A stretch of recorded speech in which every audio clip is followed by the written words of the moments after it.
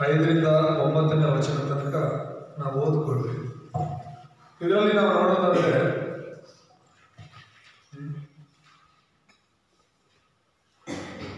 ಕೀರ್ತನೆಗಳಲ್ಲೇ ಕೆಲವು ಮೆಸ್ಸಿಯನ ಕೀರ್ತನೆಗಳು ಅಂತ ಇದೆ. ಯಾವ ಕೀರ್ತನೆಗಳು? ಮೆಸ್ಸಿಯನ ಕೀರ್ತನೆಗಳು ಅಂತ. ಮೆಸ್ಸಿಯನ ಕೀರ್ತನೆ ಅಂದ್ರೆ, ಮೆಸ್ಸಿ ಅಂದ್ರೆ ಕ್ರಿಸ್ತನು. ಸೊ ಕ್ರಿಸ್ತನಿಗೆ ಸಂಬಂಧಪಟ್ಟ, ಕ್ರಿಸ್ತನ ಕುರಿತಾಗಿರುವಂತಹ ಕೆಲವು ಕೀರ್ತನೆಗಳಿವೆ. ಕ್ರಿಸ್ತನು ಯಾವ ರೀತಿ ಬರ್ತಾರೆ, ಏನ್ ಮಾಡ್ತಾರೆ ಅನ್ನೋದು ಕೂಡ ಆ ಕಾಲದಲ್ಲೇ ಕೀರ್ತನೆಗಾರರಿಂದ ದೇವರು ತಿಳಿಸಿದರು. ಅದೇ ರೀತಿಯಲ್ಲಿ ಇವತ್ತು ಓದ್ಕೊಂಡಂತ ವಚನದಲ್ಲಿ ಕೂಡ ನಾವು ನೋಡೋದಾದ್ರೆ 5ನೇ ವಚನ ಹೇಳುತ್ತೆ, ಅನಂತರ ಆತನು ಸಿದ್ಧಾಗಿ ನಾನು ನೇಮಿಸಿದ ಅರಸನನ್ನು ಚಿಯೋನೆಂಬ ನನ್ನ ಪರಿಶುದ್ಧ ಪರ್ವತದಲ್ಲಿಯೇ ಸ್ಥಾಪಿಸಿದ್ದಾಯಿತು ಎಂದು ಹೇಳಿದೆನೆಂಬುದಾಗಿ ನಾವು ನೋಡ್ತೇವೆ. ಅಂದ್ರೆ ನಾನು ನೇಮಿಸಿದ ಅರಸನು ಅಂತ ಇದೆ. ಯಾರು ಈ ಅರಸನು? ನಾವು ಯಾವಾಗಲೂ ಮಾತಾಡುವಾಗ ಹೇಳ್ತಿರ್ತೀವಿ, ಯೇಸು ಕ್ರಿಸ್ತನು ಸತ್ಯ ಅರಸನಾಗಿ, ಸತ್ಯ ಯಾಜಕನಾಗಿ, ಸತ್ಯ ಪ್ರವಾದಿಯಾಗಿ ಅಭಿಷೇಕಿಸಲ್ಪಟ್ಟವರು. ನೇಮಿಸೋದು ಅಂದ್ರೆ ಏನು? ಅಭಿಷೇಕಿಸೋದು ಅಂತ ಹೇಳಿ.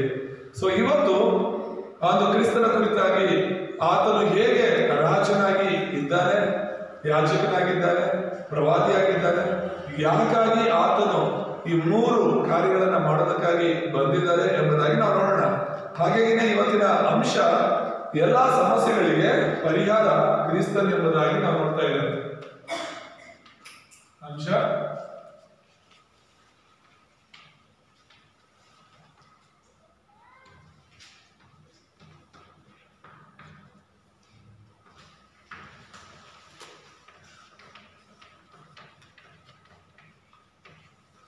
ಎಲ್ಲ ಸಮಸ್ಯೆಗಳಿಗೆ ಪರಿಹಾರ ಕ್ರಿಸ್ತನ್ ಎಂಬುದಾಗಿ. ಕೀರ್ತನೆ 2ರಲ್ಲಿ 5ರಿಂದ 9ನೇ ವಚನ ತನಕ ನಾವು ನೋಡಿದ್ವಿ. ಇಲ್ಲಿ ಪರಿಚಯದಲ್ಲಿ ನಾವು ನೋಡುವಾಗ ಒಂದೆರಡು ವಿಷಯಗಳನ್ನು ನಾವು ಇದರಲ್ಲಿ ಗಮನಿಸಬೇಕು. ಮೊದಲನೇದು, ಹಳೆಯ ಒಡಂಬಡಿಕೆಯಲ್ಲಿ 3ರನ್ನ ಅಭಿಷೇಕ ಮಾಡ್ತಾ ಇದ್ರು.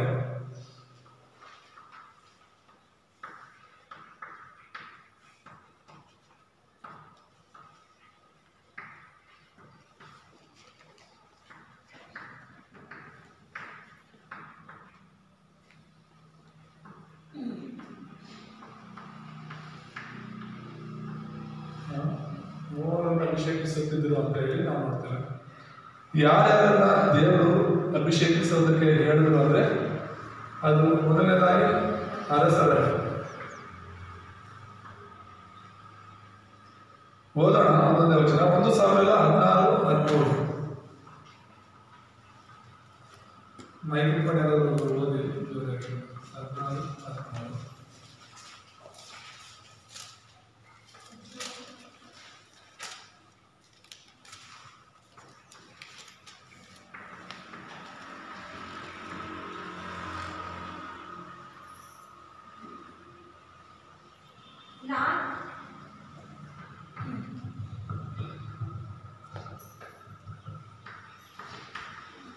ನಾನು ಆರಿಸಿಕೊಂಡವನು ಇವನೇ ಎಂದು ಆಜ್ಞಾಪಿಸಲು ಸಾಮುವೇಲನು ಎಣ್ಣೆಯ ಕೊಂಬನ್ನು ತೆಗೆದುಕೊಂಡು ಅವನನ್ನು ಅವನ ಸಹೋದರರ ಮಧ್ಯದಲ್ಲೇ ಅಭಿಷೇಕಿಸಿದನು.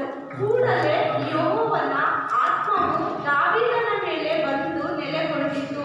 ಆನಂತರ ಸಾಮುವೇಲನು ರಾಮಕ್ಕೆ ಹೊರಟು ಹೋದನು. ಆಮೆನ್. ಇಲ್ಲಿ ನಾವು ನೋಡ್ತಾ ಇರುವಂತದ್ದು 3 ಜನರನ್ನ ಮುಖ್ಯವಾಗಿ ಬೈಬಲ್ ಅಭಿಷೇಕ ಮಾಡಿರೋ ತರ ಇದೆ. ದೇವರೇ ಹೇಳಿರುವಂತದ್ದು ಇವ್ರನ್ನ ಅಭಿಷೇಕ ಮಾಡಬೇಕು ಅಂತ. ಮೊದಲನೇದಾಗಿ ನಾವು ನೋಡ್ತಾ ಇರೋದು ಅರಸರನ್ನ ಅಭಿಷೇಕ ಮಾಡ್ತಾ ಇದ್ರು ಅಂತ ಹೇಳಿ. ಸೌಲರನ್ನ ಸಮೂವೇಲನ ಹೋಗಿ ಅಭಿಷೇಕ ಮಾಡಿದ್ದನ್ನ ನಾವು ನೋಡ್ತೇವೆ. ಈಗ ನಾವು ಓದ್ಕೊಂಡಂತ ವಚನ 1,16:13 ದಾವೀದನನ್ನ, ಕುರುಬನಾಗಿರುವಂತ ದಾವೀದನನ್ನ ಕರೆಸಿ ಅವನನ್ನ ಇಸ್ರಾಯೇಲಿನ ಅರಸನಾಗಿ ಅಭಿಷೇಕ ಮಾಡ್ತಾ ಇರೋದನ್ನ ನಾವು ನೋಡ್ತೇವೆ. ಎರಡನೇದಾಗಿ ಯಾರನ್ನ ಅಭಿಷೇಕ ಮಾಡ್ತಾ ಇದ್ರು? ಯಾಜಕರನ್ನ ಅಭಿಷೇಕ ಮಾಡ್ತಾ ಇದ್ರು ಅಂತ. ಮೊದಲನೇ ಯಾಜಕ ಯಾರು ಅಂತ ನಾವು ನೋಡಿದ್ರೆ, ಈಗ ಆರೋನನ್ನ ಅಭಿಷೇಕ ಮಾಡೋದಕ್ಕೆ ಮುಂಚೆ ಬೈಬಲಲ್ಲಿ ನಾವು ನೋಡ್ತೇವೆ, ಇನ್ನೊಬ್ಬ ಒಂದು ಯಾಜಕ, ಆ ಯಾಜಕ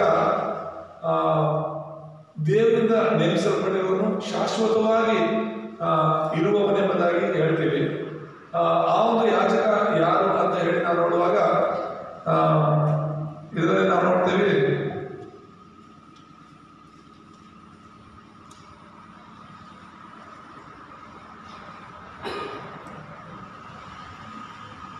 ಅಬ್ರಹಾಮನು ಕಾಣಿಕೆಗಳನ್ನೆಲ್ಲ ತಗೊಂಡು, ಅಂದ್ರೆ ಬೇರೆ ದೇಶದಿಂದ ಗೆದ್ದು ಕಾಣಿಕೆಗಳನ್ನು ತೆಗೆದುಕೊಂಡು ಬರುವಾಗ ಒಬ್ಬ ರಾಜನು, ಶಾಲಿನ ಅರಸನಾಗಿರುವಂತಹ ರಾಜನು, ಯಾಜಕನು ಮತ್ತು ಪ್ರವಾದಿ ಆಗಿರುವಾತನು ಮೆಲ್ಕಿಸೆದೇಕನ ಎದುರಾಗಿ ಬರುವುದನ್ನು ನಾವು ನೋಡ್ತೇವೆ. ಆ ಒಂದು ಮೆಲ್ಕಿಸೆದೇಕನೇ ಶಾಶ್ವತವಾದ ಯಾಜಕನು ಎಂಬುದಾಗಿ ನಾವು ಈ ಇಬ್ರಿಯ ಪತ್ರಿಕೆಯಲ್ಲಿ 5ನೇ ಅಧ್ಯಾಯದಲ್ಲಾಗಲಿ 9ನೇ ಅಧ್ಯಾಯದಲ್ಲಾಗಲಿ ನಾವು ನೋಡ್ತೇವೆ. ಸೊ ಅದಾದ ನಂತರ ಯಾಜಕ ಕಾಂಡದಲ್ಲಿ ನಾವು ನೋಡ್ತೇವೆ, ಶಾರೀರಿಕವಾಗಿ ಒಬ್ಬ ಮನುಷ್ಯನನ್ನ ಯಾಜಕನಾಗಿ ನೇಮಿಸಿ ಅಭಿಷೇಕ ಮಾಡುವುದನ್ನ ಓದ್ಕೊಳ್ಳೋಣ. ಯಾಜಕ ಕಾಂಡ 8:12. ಅದರಲ್ಲಿ ಸ್ವಲ್ಪವನ್ನು ಆರೋನನ ತಲೆಯ ಮೇಲೆ ಒಯ್ದು ಅವನನ್ನು ಅಭಿಷೇಕಿಸಿ ಪ್ರತಿಷ್ಠಿಸಿದನು. ಸೊ ಇಲ್ಲಿ ಯಾರನ್ನ ಅಭಿಷೇಕ ಮಾಡ್ತಿದ್ದಾರೆ? ಸಿಸ್ಟರ್ ಅವ್ರು ಕಾಣುತ್ತೆ, ನಿಮಗೆ ಕಾಣೋ ವಚನ ಅದಕ್ಕೆ ಕ್ರಾಸ್ ಆಗಿದ್ದಾರೆ. ಸೊ ಇಲ್ಲಿ ನಾವು ನೋಡ್ತಿರುವಂಥದ್ದು ಯಾಜಕರನ್ನ ಇಲ್ಲಿ ಅಭಿಷೇಕ ಮಾಡ್ತಿದ್ರು ಎಂಬುದಾಗಿ. ಅದರಲ್ಲಿ ಪ್ರಧಾನ ಯಾಜಕರಾಗಿರ್ಬೋದು ಅಥವಾ ಯಾಜಕರಾಗಿರ್ಬೋದು, ದೇವರನ್ನ ಆರಾಧಿಸುವವರು, ದೇವರ ಆಲಯದಲ್ಲಿ ಕೆಲಸ ಮಾಡುವವರನ್ನ ಅಭಿಷೇಕ ಮಾಡ್ತಾ ಇದ್ರು ಎಂಬುದಾಗಿ. ಸೊ ಇಲ್ಲಿ ಮೋಶೆ ಬಂದು ತಮ್ಮನಾಗಿದ್ರು ಕೂಡ ದೇವರಿಂದ ಆರಿಸಲ್ಪಟ್ಟವನು, ನಾಯಕನಾಗಿದ್ದ. ಸೊ ಆ ಮೋಶೆಗೆ ದೇವರು ವಾಗ್ದಾನ ಮಾಡ್ತಿರೋದೇನು ಅಂದ್ರೆ, ಈ ಆರೋನನ್ನ ನೀನು ಅಭಿಷೇಕ ಮಾಡು ಅಂತ ಹೇಳ್ಬಿಟ್ಟು, ಯಾಜಕನಾಗಿ ನನ್ನ ಸನ್ನಿಧಿಯಲ್ಲಿ ಸೇವೆ ಮಾಡೋದಕ್ಕೋಸ್ಕರ ಅವನ್ನ ನೀನು ಅಭಿಷೇಕ ಮಾಡಿ ನೇಮಿಸು ಅಂತ ಹೇಳಿ ಹೇಳ್ತಾ ಇದ್ದಾರೆ. ಸೊ ಯಾಜಕರನ್ನ ಅಭಿಷೇಕ ಮಾಡ್ತಾ ಇದ್ರು ಅಂತ ಇದೆ ಬೈಬಲಲ್ಲಿ. ಮತ್ತೆ ಮೂರನೇದಾಗಿ ಪ್ರವಾದಿಗಳನ್ನ ಅಭಿಷೇಕ ಮಾಡ್ತಾ ಇದ್ರು ಅಂತ ನಾವು ನೋಡ್ತೀವಿ. 1 ಅರಸುಗಳಲ್ಲಿ 19ನೇ ಅಧ್ಯಾಯ 16ನೇ ವಚನ ಓದೋಣ ಜೋರಾಗಿ. ನಿಮ್ಷಿಯ ಮಗನಾದ ಯೆಹೂವನು ಇಸ್ರಾಯೇಲರ ಅರಸರನ್ನಾಗಿಯೂ ಆಬೇಲ್ ಯೆಹೋಲಾದವನು ಶಾಫಾಟನ ಮಗನೂ ಆದ ಎಲೀಷಾನನನ್ನು ನಿನಗೆ ಬದಲಾಗಿ ಪ್ರವಾದಿಯನ್ನಾಗಿಯೂ ಅಭಿಷೇಕಿಸು. ಸೊ ಇಲ್ಲಿ ಒಂದು ಪ್ರವಾದಿಯನ್ನಾಗಿ ನೀನು ಅಭಿಷೇಕಿಸುವಂತ ಯಾರನ್ನ? ಎಲೀಷನನ್ನ. ದೇವರು ಏನೇನತ್ರ ಮಾತನಾಡ್ತಿರೋದು, ನಿನ್ನ ನಂತರ ಪ್ರವಾದಿಯ ಕೆಲಸ, ಪ್ರವಾದಿಯ ಉದ್ಯೋಗವನ್ನ ಮಾಡೋದಕ್ಕೋಸ್ಕರ ನನಗೋಸ್ಕರ ನೀನು ಎಲೀಷನನ್ನ ಪ್ರವಾದಿಯಾಗಿ ಏನ್ ಮಾಡು? ಅಭಿಷೇಕ ಮಾಡು. ಏನ್ ಮಾಡು? ಇದೀರ ಇದೆ ಏನ್ ಮಾಡತ್ತದ ಹೇಳ್ತಿರೋದು? ಅಭಿಷೇಕಿಸು ಅಂತ. ಅಭಿಷೇಕ ಅನ್ನೋದು ಸಾಧಾರಣ ವಿಷಯ ಅಲ್ಲ, ಇದನ್ನ ನೀವು ಗಮನಿಸಬೇಕು. ಸತ್ಯವೇದದಲ್ಲಿರುವಂತಹ ವಿಷಯಗಳನ್ನ ನಾವು ಸರಿಯಾಗಿ ಅರ್ಥ ಮಾಡ್ಕೊಂಡಿಲ್ಲ ಅಂದ್ರೆ ಅಪಾರ್ಥ ಮಾಡ್ಕೊಳ್ತೀವಿ. ಹಾಗಾಗಿ ಇದು ಮನುಷ್ಯರ ದೃಷ್ಟಿಯಿಂದ ಬರೆಯಲ್ಪಟ್ಟಿರುವ ವಚನಗಳಲ್ಲ. ನೀನ್ ಹೇಳುವ ಮಾತು ನಿನ್ನ ಕಡೆಯಿಂದ ಮಾತಾಡ್ತೀಯ, ಇನ್ನೊಬ್ಬರ ಕಡೆಯಿಂದ ಅಲ್ಲ. ಹಾಗೇನೆ ಬೈಬಲ್ ದೇವ್ರ ಕಡೆಯಿಂದ ಮಾತಾಡಿರೋದು, ದೇವರು ಹೇಳಿರುವಂತ ಮಾತುಗಳು. ದೇವ್ರ ಕಡೆಯಿಂದ ನಾವು ಅದನ್ನ ಅರ್ಥ ಮಾಡ್ಕೊಳ್ಳೋದೇ ಪ್ರಯತ್ನ ಮಾಡ್ಬೇಕೇ ವಿನ ನಮ್ಮ ಕಡೆಯಿಂದ ನಮಗನ್ಸೋ ರೀತಿಯಲ್ಲಿ ಬೈಬಲ್ ಅರ್ಥ ಮಾಡ್ಕೋಬಾರ್ದು. ಯಾವಾಗ ನಾವು ಬೈಬಲ್ ಅನ್ನ ನಮ್ಮ ಇಷ್ಟಕ್ಕೆ ಅರ್ಥ ಮಾಡ್ಕೊಳಕ್ ಹೋಗ್ತೀವೋ ಆಗ ಅಪಾರ್ಥವಾಗುತ್ತೆ. ಹಾಗಾಗಿನೇ ಒಂದೇ ವಚನಗಳನ್ನ ಅನೇಕ ಸೇವಕರು ಅನೇಕ ರೀತಿಯಲ್ಲಿ ಅದನ್ನ ಬೋಧನೆ ಮಾಡ್ತಾ ಇರ್ತಾರೆ. ಅದಕ್ಕೆ ಕಾರಣ ಏನಂದ್ರೆ, ಬೈಬಲ್ ಅನ್ನ ಒಂದು ವಚನ ತಗೊಂಡು ಅದೇನಿರುತ್ತೆ ಅಂತ ಅಲ್ಲ ನಾವು ನೋಡ್ಬೇಕಾಗಿರೋದು. ಈ ಬೈಬಲ್ ಅಂದ್ರೆ ವಾಕ್ಯಕ್ಕೆ ವಾಕ್ಯವೇ ಆಧಾರ. ಅಲ್ಲೂಯ, ವಾಕ್ಯಕ್ಕೆ ವಾಕ್ಯವೇ ಆಧಾರ, ವಚನಕ್ಕೆ ವಚನವೇ ಆಧಾರ. ಒಂದು ವಚನ ಇದೆ ಅಂದ್ರೆ ಆ ವಚನಕ್ಕೆ ಬೈಬಲ್ ಪೂರ್ತಿ ಸಪೋರ್ಟ್ ಮಾಡುವಂತದ್ದಾಗಿರೋದು. ಅದನ್ನ ಬಿಟ್ಬಿಟ್ಟು ನೀನು ಒಂದು ವಚನವನ್ನ ನಿನ್ನಿಷ್ಟಕ್ಕೆ ಅದನ್ನ ಹೇಳೋ ತರ ಇರಬಾರ್ದು. ನಿನ್ನ ಅನುಕೂಲಕ್ಕೆ ತಕ್ಕಂತೆ ಅದನ್ನ ಬಳಸ್ಕೋಬಾರ್ದು. ದೇವರ ವಾಕ್ಯವನ್ನ ನಿನ್ನ ಅನುಕೂಲಕ್ಕೆಲ್ಲ ಬಳಸ್ಕೋಬೇಕಾಗಿರೋದು. ದೇವರ ದೃಷ್ಟಿಯಲ್ಲಿ ದೇವರು ಯಾವ ಸಂದರ್ಭದಲ್ಲಿ ಯಾವ ರೀತಿಯಲ್ಲಿ ಹೇಳಿದ್ದಾರೆ ಅನ್ನೋದು ಮುಖ್ಯ. ಸೊ ಹಾಗಾಗಿ ಈ ಒಂದು 3 ವ್ಯಕ್ತಿಗಳು ಅಥವಾ 3 ಸ್ಥಾನಗಳಿಗಾಗಿ ಅಭಿಷೇಕ ಮಾಡ್ತಾ ಇದ್ರಲ್ವಾ, ಏನಕ್ಕಾಗಿ ಅಭಿಷೇಕ ಮಾಡ್ತಾ ಇದ್ರು ಅಂದ್ರೆ, ಹಳೆ ಒಡಂಬಡಿಕೆಯಲ್ಲಿ ಎಲ್ಲವೂ ಕೂಡ ಕ್ರಿಸ್ತನ ಕುರಿತಾದ ಎಲ್ಲ ವಿಷಯಗಳು ನೆರಳಾಗಿವೆ ಅನ್ನೋದನ್ನ ಮರಿಬಾರದು. ಆಮೇಲೆ ಹಳೆ ಒಡಂಬಡಿಕೆಯಲ್ಲೂ ಕ್ರಿಸ್ತನಿದ್ದಾನೆ, ಹೊಸ ಒಡಂಬಡಿಕೆಯಲ್ಲೂ ಕ್ರಿಸ್ತನಿದ್ದಾನೆ. ಹಳೆ ಒಡಂಬಡಿಕೆಯಲ್ಲಿ ಆತನು ನೆರಳಾಗಿ ಅಂತ ಹೇಳಿದ್ರೆ ಆತನು ಬಂದಿಲ್ಲ ಮನುಷ್ಯನಾಗಿ, ಆದ್ರೆ ಆತನ ಬಗ್ಗೆ ಈಗ ನಾವು ಓದ್ಕೊಂಡಂತ ವಚನ ನಾನು ಆಗ್ಲೇ ಹೇಳಿದೆ, ಇದು ಮೆಸ್ಸಿಯನ ಕೀರ್ತನೆಗಳು ಅಂತ ಕೆಲವು ಕೀರ್ತನೆಗಳಿದೆ. ಈಗ ಕೀರ್ತನೆಗಳ ಬಗ್ಗೆ ನಾವು ಧ್ಯಾನ ಮಾಡ್ತಿರೋದ್ರಿಂದ ಆ ಒಂದು ಮೆಸ್ಸಿಯನ ಕೀರ್ತನೆಗಳ ಬಗ್ಗೆ ನಾವು ಖಂಡಿತ ಓದೋಣ. ಒಂದು 10-15 ಮೆಸ್ಸಿಯನ ಕೀರ್ತನೆಗಳಿದೆ. ನಾವು ಧ್ಯಾನ ಮಾಡುವಾಗ ಏನೆಲ್ಲ ಬರೆಯಲ್ಪಟ್ಟಿದೆ ಕ್ರಿಸ್ತನ ಬಗ್ಗೆ ಅನ್ನೋದನ್ನ ನಾವು ಧ್ಯಾನಿಸೋಣ. ಇಲ್ಲಿ ನೋಡ್ತಿರೋದು, ನಾನು ಅರಸನಾಗಿ ನೇಮಿಸಿದ್ದೇನೆ ಅಂತ ಹೇಳ್ಬಿಟ್ಟು. ನಾನು ನೇಮಿಸಿರುವಂತ ಅರಸನು ಯಾರು? ಈ ಅರಸನು ಅಂತ ಹೇಳಿದ್ರೆ ಕ್ರಿಸ್ತನು ಅಂತ. ಇಲ್ಲಿ ಯೇಸು ಕ್ರಿಸ್ತನು ಅಂತ ಬರೆಯಲ್ಪಟ್ಟಿಲ್ಲ. ಯೇಸು ಅಂತ ಹೆಸರು ಕೊಟ್ಟಿದ್ದು ಯೇಸು ಈ ಲೋಕದಲ್ಲಿ ಹುಟ್ಟಿದ ಮೇಲೆ. ಆದ್ರೆ ಹಳೆ ಒಡಂಬಡಿಕೆಯಲ್ಲಿ ಆತನನ್ನ ಒಂದು ನೆರಳಾಗಿ ತೋರಿಸಿದ್ದಾರೆ. ಬೇರೆ ಬೇರೆ ಹೆಸರುಗಳಿಂದ ಬೇರೆ ಬೇರೆ ರೀತಿಯಲ್ಲಿ ವರ್ಣಿಸಿದ್ದಾರೆ ಅಂತ ಹೇಳಿ ನಾವು ಅರ್ಥ ಮಾಡ್ಕೋಬೇಕು. ಹಾಗಾದ್ರೆ ಈ 3 ಸ್ಥಾನಗಳು ಯಾಕೆ ಅಷ್ಟು ಪ್ರಾಮುಖ್ಯ? ಅರಸನು ಯಾಕೆ ಪ್ರಾಮುಖ್ಯ? ಯಾಜಕನು ಯಾಕೆ ಅಷ್ಟು ಪ್ರಾಮುಖ್ಯ? ಪ್ರವಾದಿ ಯಾಕೆ ಅಷ್ಟು ಪ್ರಾಮುಖ್ಯ? ಅಂದ್ರೆ ಇವರೆಲ್ಲರೂ ಕೂಡ ಕ್ರಿಸ್ತನ ನೆರಳು. ಹಲ್ಲೆಲೂಯ. ಇವರೆಲ್ಲರೂ ಕ್ರಿಸ್ತನಿಗೆ ನೆರಳಾಗಿದ್ದವರು. ಆದ್ರೆ ನಿಜವಾದ ಅರಸನು, ಅದನ್ನೇ ಸತ್ಯ ಅರಸನ ಅಂತ ಹೇಳೋದು. ಸತ್ಯ ಅರಸನು ಅಂದ್ರೆ ಶಾಶ್ವತವಾದ ಅರಸನು ಬರಬೇಕಾಗಿತ್ತು. ಶಾಶ್ವತ ಯಾಜಕನು ಬರಬೇಕಾಗಿತ್ತು. ಶಾಶ್ವತ ಪ್ರವಾದಿ ಬರಬೇಕಾಗಿತ್ತು. ಆ ಶಾಶ್ವತ ಅರಸ, ಯಾಜಕ, ಪ್ರವಾದಿಯೇ ಯೇಸು ಕ್ರಿಸ್ತನು. ಆಮೇಲೆ ದೇವರ ನಾಮ ಸ್ತೋತ್ರವಾಗಿ. ಎರಡನೇದಾಗಿ ಕ್ರಿಸ್ತನ ಕುರಿತಾಗಿ ಹೇಳಲ್ಪಟ್ಟಿರುವಂತಹ ಮಾತುಗಳನ್ನು ನಾವು ಧ್ಯಾನಿಸೋಣ. ಕ್ರಿಸ್ತನ 3 ಕಾರ್ಯಗಳು.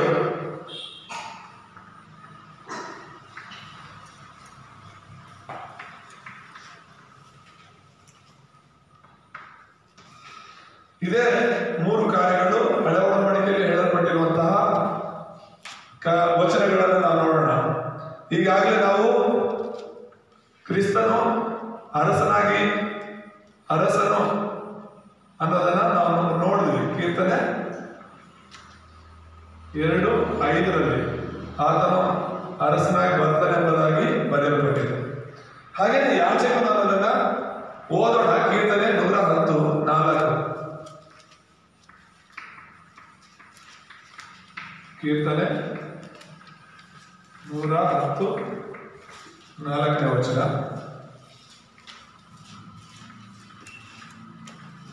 ನೀನು ಸದಾಕಾಲವು ಮೆಲ್ಕಿಜೆದೇಕನ ತರಹದ ಯಾಜಕನು ಎಂದು ಯೆಹೋವನು ಆಣೆಯಿಟ್ಟು ನುಡಿದಿದ್ದಾನೆ, ಪಶ್ಚಾತ್ತಾಪ ಪಡುವುದಿಲ್ಲ. ಆಮೇಲೆ ಇದು ಯಾರ ಬಗ್ಗೆ ಬರೆಯಲ್ಪಟ್ಟಿರೋದು?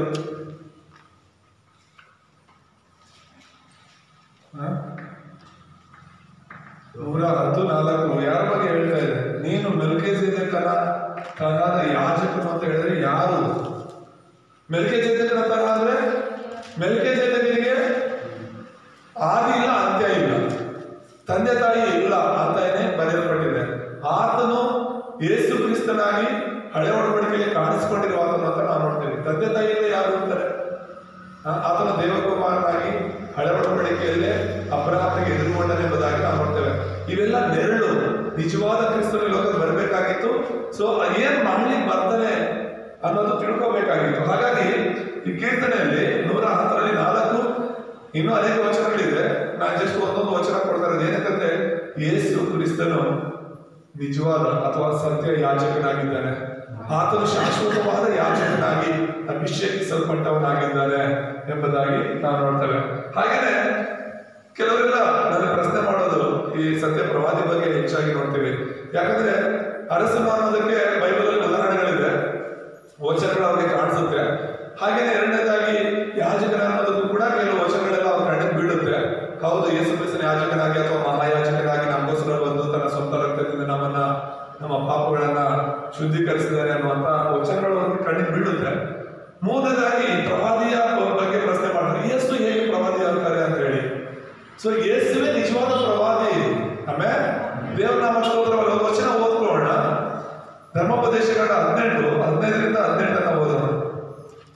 ನಿಮ್ಮ ದೇವರಾದ ಯೆಹೋವನು ನಿಮ್ಮ ಸಹೋದರರಲ್ಲಿ ನನ್ನಂತ ಪ್ರವಾದಿ, ನಿಮ್ಮ ಸಹೋದರರಲ್ಲಿ, ಇಲ್ಲಿ ಮೋಶೆ ಹೇಳ್ತಿರುವಂತದ್ದು ಜನರಿಗೆ, ನನ್ನಂತ ಪ್ರವಾದಿಯನ್ನು ನಿಮಗೆ ಏರ್ಪಡಿಸುವನು, ಅವನಿಗೆ ನೀವು ಕಿವಿಗೊಡಬೇಕು. ಹೊರಗಿನಲ್ಲಿ ನೀವು ಸಭೆ ಕೂಡಿದ ದಿನದಲ್ಲಿ ಹಾಗೆಯೇ ಕೋರಿಕೊಂಡು ನಮ್ಮ ದೇವರಾದ ಯೆಹೋವನ ಸ್ವರವನ್ನು ಇನ್ನು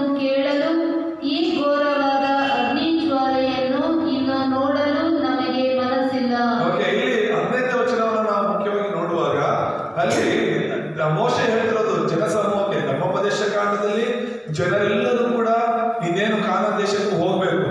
ಆ ಕಾನಾನ್ ದೇಶಕ್ಕೆ ಹೋಗಕ್ಕೆ ಮುಂಚೆ ಯೋರ್ದಾನ್ ಹತ್ರ ಒಂದು ಕಾದೇಶ್ ಅನ್ನುವಂತ ಒಂದು ದೊಡ್ಡ ಸ್ಥಳ ಇದೆ. ಒಂದು ಸಮತಟ್ಟಾದ ಸ್ಥಳದಲ್ಲಿ ಇವರೆಲ್ಲರೂ ಇದ್ದಾರೆ. ಅಲ್ಲಿ ಮೋಶೆ ಇನ್ನೇನು ಸಾಯಬೇಕು, ಇನ್ನು ಅವನೇನು ಆ ಹೊಳೆ ದಾಟಿ ಹೋಗಲ್ಲ ಅಂತ ದೇವರಿಗೆ ಆಗಲೇ ಹೇಳಾಯ್ತು. ಹಾಗಾಗಿ ಈ ಧರ್ಮೋಪದೇಶ ಕಾಂಡವನ್ನು ನೀವು 1ನೇ ಅಧ್ಯಾಯದಿಂದ ಓದುವಾಗ ಇಡೀ ಈ ಒಂದು ವಿಮೋಚನ ಕಾಂಡ, ಯಾಜಕ ಕಾಂಡ ಮತ್ತು ಅರಣ್ಯ ಕಾಂಡದಲ್ಲಿ ಏನೆಲ್ಲ ವಿಷಯಗಳು ನಡೆಯಿತೋ, ಮತ್ತೆ ಐಗುಪ್ತ ದೇಶದಿಂದ ದೇವರು ಹೇಗೆಲ್ಲ ಇಸ್ರಾಯೇಲನ್ನ ಬಿಡುಗಡೆ ಮಾಡಿದ್ರು, ಇದನ್ನೆಲ್ಲ ಹೊಸ ಸಂತತಿಗೆ ಹೇಳ್ತಾ ಇದ್ದಾರೆ. ಎಲ್ಲ ಹಳಬರೆಲ್ಲ ಸತ್ತೋದ್ರು, ಈಗ ಅಲ್ಲಿ ಇದ್ದಂಥವರೆಲ್ಲ ಹೊಸಬರು, ಯೌವನಸ್ಥರು, ಮಕ್ಕಳಿದ್ದಾರೆ. ಅವ್ರಿಗೆ ಐಗುಪ್ತ ದೇಶದಲ್ಲಿ ಏನ್ ನಡೀತು ಅಂತ ಗೊತ್ತಿಲ್ಲ. ಈ ಒಂದು ಕೆಂಪು ಸಮುದ್ರವನ್ನ ದಾಟಿದ್ರ ಬಗ್ಗೆ ಗೊತ್ತಿಲ್ಲ. ದೇವರವ್ರಿಗೆ ಮನ್ನವನ್ನ ಕೊಟ್ಟಿದ್ದು, ಆತನ ಯಾವೆಲ್ಲ ಅದ್ಭುತಗಳನ್ನ ಮಾಡಿದ್ರು, ಅದ್ರ ಯಾವ ಅನುಭವಗಳು ಇಲ್ಲ. ಅದಕ್ಕೋಸ್ಕರ ಆ ಒಂದು ಕಾದೇಶ್ ಬರ್ನಿಯಾ ಅನ್ನುವಂಥ ಜಾಗದಲ್ಲಿ ಮೋಶೆ ಸಾಯಕ್ಕೆ ಮುಂಚೆ ಅಲ್ಲಿದ್ದಂತಹ ಮುಂದಿನ ಸಂತತಿಗೆ ದೇವರ ಕುರಿತಾಗಿ, ದೇವರು ಮಾಡಿದ ಕೆಲಸಗಳ ಕುರಿತಾಗಿ ಮಾತನಾಡ್ತಿದ್ದಾರೆ. ಮಾತನಾಡುವಾಗ ಪ್ರವಾದನೆ ಮೂಲಕ ಮೋಶೆ ಹೇಳಿದಂಥ ಮಾತು ಏನಂದ್ರೆ, ನಿಮಗೆ ನನ್ನಂತಹ, ನಿಮ್ಮ ಸಹೋದರರಲ್ಲೇ ನನ್ನ ತರಹ ಒಬ್ಬ ಪ್ರವಾದಿಯನ್ನ ನೇಮಿಸ್ತಾನೆ. ಪ್ರವಾದಿಗಳನ್ನ ಅಂದ್ರೆ ಅನೇಕರು, ಯೇಸು ಅಲ್ಲ ಬೇರೆಯವ್ರ ಬಗ್ಗೆ ಮಾತಾಡ್ತಿದ್ದಾರೆ ಅಂತ ಅರ್ಥ. ಅರಸನು ಅಂತ ಮಾತಾಡಿದ್ರೆ ಅದು ಯೇಸು ಕ್ರಿಸ್ತನು. ಆಮೇಲೆ ಯಾಜಕನು ಅಂದ್ರೆ ಮೆಲ್ಕಿಜೆದೇಕನ ತರಹದ ಯಾಜಕನನ್ನ ನೇಮಿಸ್ತೇನೆ ಅಂದ್ರೆ ಅದು ಯೇಸು ಬಿಟ್ಟು ಬೇರೆ ಯಾರು ಅಲ್ಲ. ಮತ್ತೆ ಮೂರನೇದಾಗಿ ಪ್ರವಾದಿ ಅಂತ ಹೇಳಿದ್ರೆ ಇಲ್ಲಿ ನನ್ನ ತರಹ ಪ್ರವಾದಿ ಬರ್ತಾನೆ, ಆತನ ಮಾತನ್ನ ನೀವು ಕೇಳಬೇಕು ಅಂತ ಹೇಳ್ತಿರೋದು. ಆಮೇಲೆ ಹಾಗೇನೆ ಪ್ರವಾದಿಯ ಕೆಲಸ ಏನು? ದೇವರ ವಾಕ್ಯವನ್ನು ಹೇಳುವಂತ ಕೆಲಸ, ದೇವರ ಸುವಾರ್ತೆಯನ್ನು ಸಾರುವಂತ ಕೆಲಸ. ಪರಲೋಕದಿಂದ ಆತನ ಬಂದು ದೇವರ ವಿಷಯವನ್ನ ಜನರಿಗೆ ತಿಳಿಸಿರುವಂತದ್ದು. ಸೊ ಈ ಪ್ರವಾದಿಗಿಂತ ಬೇರೆ ಯಾವ ಪ್ರವಾದಿ ಕೂಡ ಇಷ್ಟೊಂದು ಸ್ಪಷ್ಟವಾಗಿ ತಂದೆಯನ್ನ, ದೇವರ ರಾಜ್ಯವನ್ನ ಭೂಲೋಕಕ್ಕೆ ಜನರಿಗೆ ಪರಿಚಯ ಮಾಡಿಲ್ಲ. ಹಾಗಾಗಿ ಯೇಸು ಪ್ರವಾದಿಯಾಗಿದ್ದಾರೆ. ಆಮೇಲೆ ದೇವರ ನಾಮ ಸ್ತೋತ್ರವಾಗಿ. ಸೊ ನಾನು ಹೇಳ್ತಿರೋದು ಈ ಮೂರು ಕೂಡ ಹಳೆ ಒಡಂಬಡಿಕೆಯಲ್ಲಿ ಕ್ರಿಸ್ತನ ಬಗ್ಗೆ ಹೇಳಲ್ಪಟ್ಟಿರುವಂತದ್ದು, ನೆರಳಾಗಿರುವಂತದ್ದು. ಆಮೇಲೆ ಸೊ ಈಗ ನಾವು ಮುಖ್ಯ ಸಂದೇಶದಲ್ಲಿ ನೋಡುವಾಗ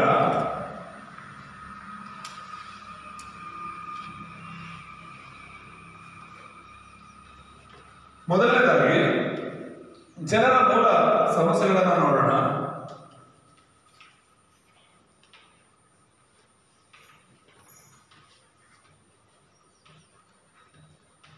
ಜನರ ಮೂಲಭೂತ ಸಮಸ್ಯೆಗಳೇನಂತ ನಾವು ಅರ್ಥ ಮಾಡ್ಕೋಬೇಕು. ಯಾಕಂತ ಹೇಳಿದ್ರೆ ಸಮಸ್ಯೆಗಳೇ ಅಲ್ಲದಿರೋದ್ರ ಬಗ್ಗೆ ಹೆಚ್ಚು ಯೋಚನೆ ಮಾಡ್ತಿದ್ದಾರೆ ಜನ. ಸಣ್ಣ ಪುಟ್ಟ ಸಮಸ್ಯೆಗಳನ್ನ ದೊಡ್ಡ ಸಮಸ್ಯೆಗಳು ಅಂತ ಹೇಳ್ಬಿಟ್ಟು ಅವರು ಯಾಕಾಗ್ತಿದ್ದಾರೆ, ಬಲಹೀನರಾಗ್ತಿದ್ದಾರೆ ವಿನಃ ನಿಜವಾದ ಸಮಸ್ಯೆಗಳೇನು ಅಂತ ಅರ್ಥ ಮಾಡ್ಕೊಳ್ತಿಲ್ಲ. ಅಥವಾ ಕ್ರಿಸ್ತನ ಲೋಕಕ್ಕೆ ಏನಕ್ಕಾಗಿ ಬಂದಿದ್ದಾರೆ ಅಂತ ಹೇಳ್ಬಿಟ್ಟು ಸರಿಯಾಗಿ ಅವ್ರಿಗೆ ಗೊತ್ತಾಗ್ತಾ ಇಲ್ಲ. ಜನರ ಮೂಲಭೂತ ಸಮಸ್ಯೆಗಳು ಅಂತ ಹೇಳಿದ್ರೆ ಮೊದಲನೇದಾಗಿ ಸೈತಾನ ಎಂಬುದಾಗಿ ನಾವು ನೋಡ್ತೇವೆ. ನಾವಾಗಿ ನಾವು ಪರಿಹರಿಸಿಕೊಳ್ಳಲು ಆಗದೇ ಇರುವಂತಹ ಸಮಸ್ಯೆ ಸೈತಾನನಾಗಿದ್ದಾನೆ.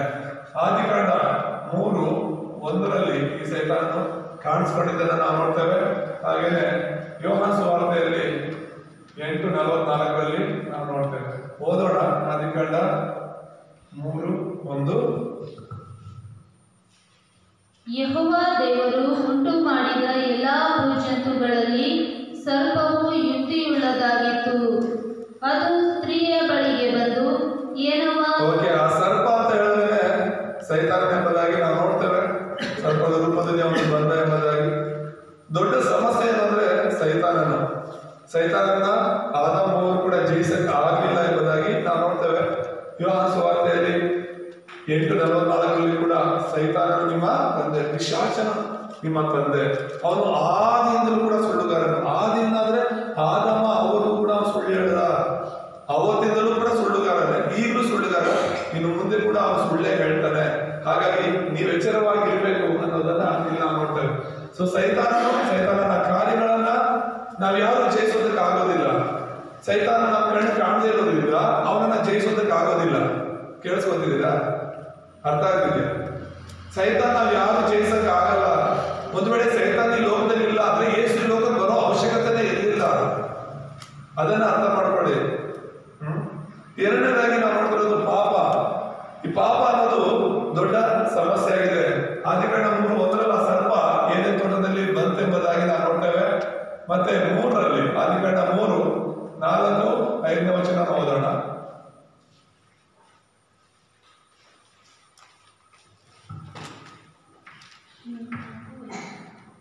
ಆಗ ಸರ್ಪವು ಸ್ತ್ರೀಗೆ, ನೀವು ಹೇಗೂ ಸಾಯುವುದಿಲ್ಲ, ನೀವು ಇದರ ಹಣ್ಣನ್ನು ತಿಂದಾಗಲೇ ನಿಮ್ಮ ಕಣ್ಣುಗಳು ತೆರೆಯುವವು, ನೀವು ದೇವರಂತೆ ಆಗಿ ಒಳ್ಳೆಯದರ ಕೆಟ್ಟದರ ಭೇದವನ್ನು ಅರಿತವರಾಗುವಿರಿ, ಇದು ದೇವರಿಗೆ ಚೆನ್ನಾಗಿ ಗೊತ್ತುಂಟು ಅಂದಿತು. ಇಲ್ಲಿ ನಾವು ನೋಡ್ತಿರುವಂತದ್ದು ಆ ಸೈತಾನ ಬಂದು ಏನ್ ಹೇಳ್ತಾ ಇದ್ದಾನೆ, ಪಾಪ ಮಾಡ್ಸಕ್ಕೆ ಪ್ರೇರೇಪಿಸ್ತಾ ಇದ್ದಾನೆ. ದೇವರು ಆ 2ನೇ ಅಧ್ಯಾಯದಲ್ಲಿ ಆದಿಕಾಂಡ 2:17 ನೋಡಿದ್ರೆ ಆ ಒಂದು ಒಳ್ಳೆಯದರ ಕೆಟ್ಟದರ ಪಾಪದ ಅರಿವನ್ನು ಉಂಟು ಮಾಡುವಂತ ಹಣ್ಣನ್ನು ತಿನ್ನಬಾರದು, ತಿಂದ ದಿನ ಸತ್ತೇ ಹೋಗಲಿ ಅಂತ ದೇವರು ಹೇಳಿದ್ದಾರೆ. ಅದೊಂದೇ ದೇವರು ಒಡಂಬಡಿಕೆ ಮಾಡಿಕೊಂಡಿದ್ರು. ಆದ್ರೆ ಈ ಒಂದು ಸಾತಾನ ಬಂದು ಬೇರೆ ಯಾವ ವಿಷಯನೂ ಮಾತಾಡ್ತಿಲ್ಲ. ದೇವರು ಯಾವ ವಿಷಯದಲ್ಲಿ ಒಡಂಬಡಿಕೆ ಮಾಡ್ಕೊಂಡಿದ್ನೋ ಆ ವಿಷಯದಲ್ಲಿ ಅವರನ್ನ ಪಾಪದಲ್ಲಿ ಬೆಳೆಸಬೇಕು ಅಂತ ಪ್ರೇರೇಪಿಸ್ತಾ ಇದ್ದಾರೆ. ಸೊ ಈ ಮರದ ಹಣ್ಣನ್ನು ತಿಂದ್ರೆ ನೀನು ಹೇಗೂ ಸಾಯೋದಿಲ್ಲ, ನಿನ್ನ ಕಣ್ಣುಗಳು ತೆರೆಯಲ್ಪಡುತ್ತೆ, ನೀನು ದೇವರಂತೆ ಆಗ್ತೀಯ ಅಂತ ಹೇಳ್ಬಿಟ್ಟು ಅವನು ವಂಚಿಸಿದ್ದನ್ನು ನಾವು ನೋಡ್ತೇವೆ. ಹಾಗಾಗಿ ರೋಮಪುರ 3:23 ನಾವು ನೋಡುವಾಗ ಎಲ್ಲರೂ ಪಾಪ ಮಾಡಿ ದೇವರ ಮಹಿಮೆಯನ್ನು ಹೊಂದದೊಳಗಿದ್ದಾರೆ ಅಂತ ನೋಡ್ತೀವಿ. ಆಮೇಲೆ ಅಂದ್ರೆ ಎಲ್ಲರೂ ಪಾಪ ಮಾಡಿ, ಇಲ್ಲಿ ಆದಾಮ ಪಾಪ ಮಾಡಿದ್ರೆ ಅರ್ಥ ಏನು, ಅವರ ಮೂಲಕ ಬಂದ ಎಲ್ಲ ಸಂತತಿ ಪಾಪ ಮಾಡಿದ್ದಾರೆ ಅಂತ ಹೇಳಿದೆ. ಒಬ್ಬನಿಂದ ಎಲ್ಲರೂ ಪಾಪಿಗಳಾದರು ಅಂತಾನೆ ಬೈಬಲ್ ಅಲ್ಲಿ. ಹಾಗಾಗಿ ಅವನಿಂದ ನಾವು ಪಾಪ ಮಾಡಿದ್ವಿ. ಪಾಪ ಅಂದ್ರೆ ಏನು ಗೊತ್ತಾ, ದಿಕ್ಕು ತಪ್ಪೋದು. ಪಾಪ ಅಂದ್ರೆ ಗುರಿ ತಪ್ಪೋದು. ಪಾಪ ಅಂದ್ರೆ ಮಹಿಮೆಯನ್ನ ಕಳ್ಕೊಳ್ಳೋದು. ಪಾಪ ಅಂದ್ರೆ ದೇವರಿಂದ ಸಂಬಂಧವನ್ನ ಮುಡ್ಕೊಳ್ಳೋದು. ಅದಕ್ಕೆ ಪ್ರತಿಯೊಬ್ಬರು ಪಾಪ ಮಾಡಿ ದೇವರ ಮಹಿಮೆಯನ್ನ, ದೇವರ ಸಂಬಂಧವನ್ನ ಕಳ್ಕೊಂಡಿರುವುದಾಗಿ ನಾವು ನೋಡ್ತೇವೆ.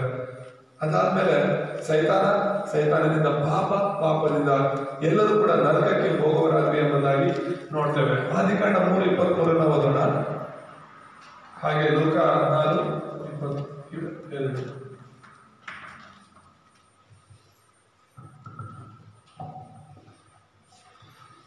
ಅವನು ಉತ್ಪತ್ತಿಯಾದ ಭೂಮಿಯನ್ನೇ ವ್ಯವಸಾಯ ಮಾಡುವುದಕ್ಕಾಗಿ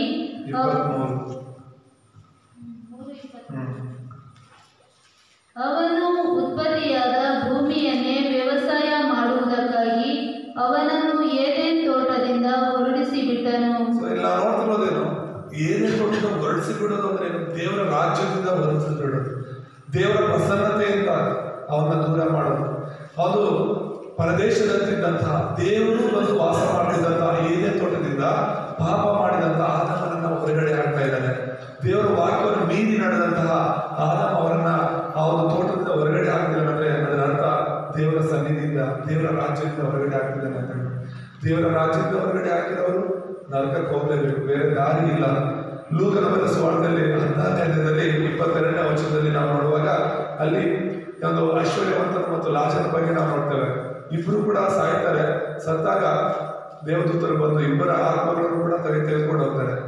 ಲಾಜರನನ್ನ ಅಬ್ರಹಾಮನ ಒಂದು ಗೋದಲಿಗೆ ಬಿಡುವುದಾದ್ರೆ ಈ ಒಂದು ಐಶ್ವರ್ಯವಂತನನ್ನ ಪಾತಾಳಕ್ಕೆ ಕರ್ಕೊಂಡು ಹೋದರು ಎಂಬುದಾಗಿ ನಾವು ನೋಡ್ತೇವೆ. ಪಾತಾಳ ಅದು ನರಕಕ್ಕೆ ಸಾದೃಶ್ಯವಾಗಿದೆ ಎಂಬುದಾಗಿ ನಾವು ನೋಡ್ತೇವೆ. ಅಂದ್ರೆ ಇಲ್ಲಿ ಲಾಜರು ಈ ಲೋಕದಲ್ಲಿ ಬದುಕ್ತಿದ್ದಾಗ ದೇವರ ರಾಜ್ಯದ ಹಿನ್ನೆಲೆಯಲ್ಲಿ ಬದುಕ್ತಾ ಇದ್ದ. ಬ್ಯಾಕ್ಗ್ರೌಂಡ್ ಅಂದ್ರೆ ಈಗ ನೀನೇ ಮುಂಜಾನೆ ಪ್ರಾರ್ಥನೆಯಲ್ಲಿ ಎಷ್ಟು ಜನ ಜಾಯ್ನ್ ಆಗ್ತಿರೋ ಕೇಳಿಸ್ಕೊಂಡಿರ್ಬೇಕು. ನಾವಾದರೂ ಪರಲೋಕ ಸಂಸ್ಥಾನದ ನಮ್ಮ ಯೇಸು ಕ್ರಿಸ್ತನಾಗಿರುತ್ತೆ. ಯೇಸು ಅಲ್ಲಿಂದ ಬರೋದನ್ನು ನಾವೆಲ್ಲರೂ ಎದುರು ನೋಡ್ತಾ ಇದ್ದೇವೆ.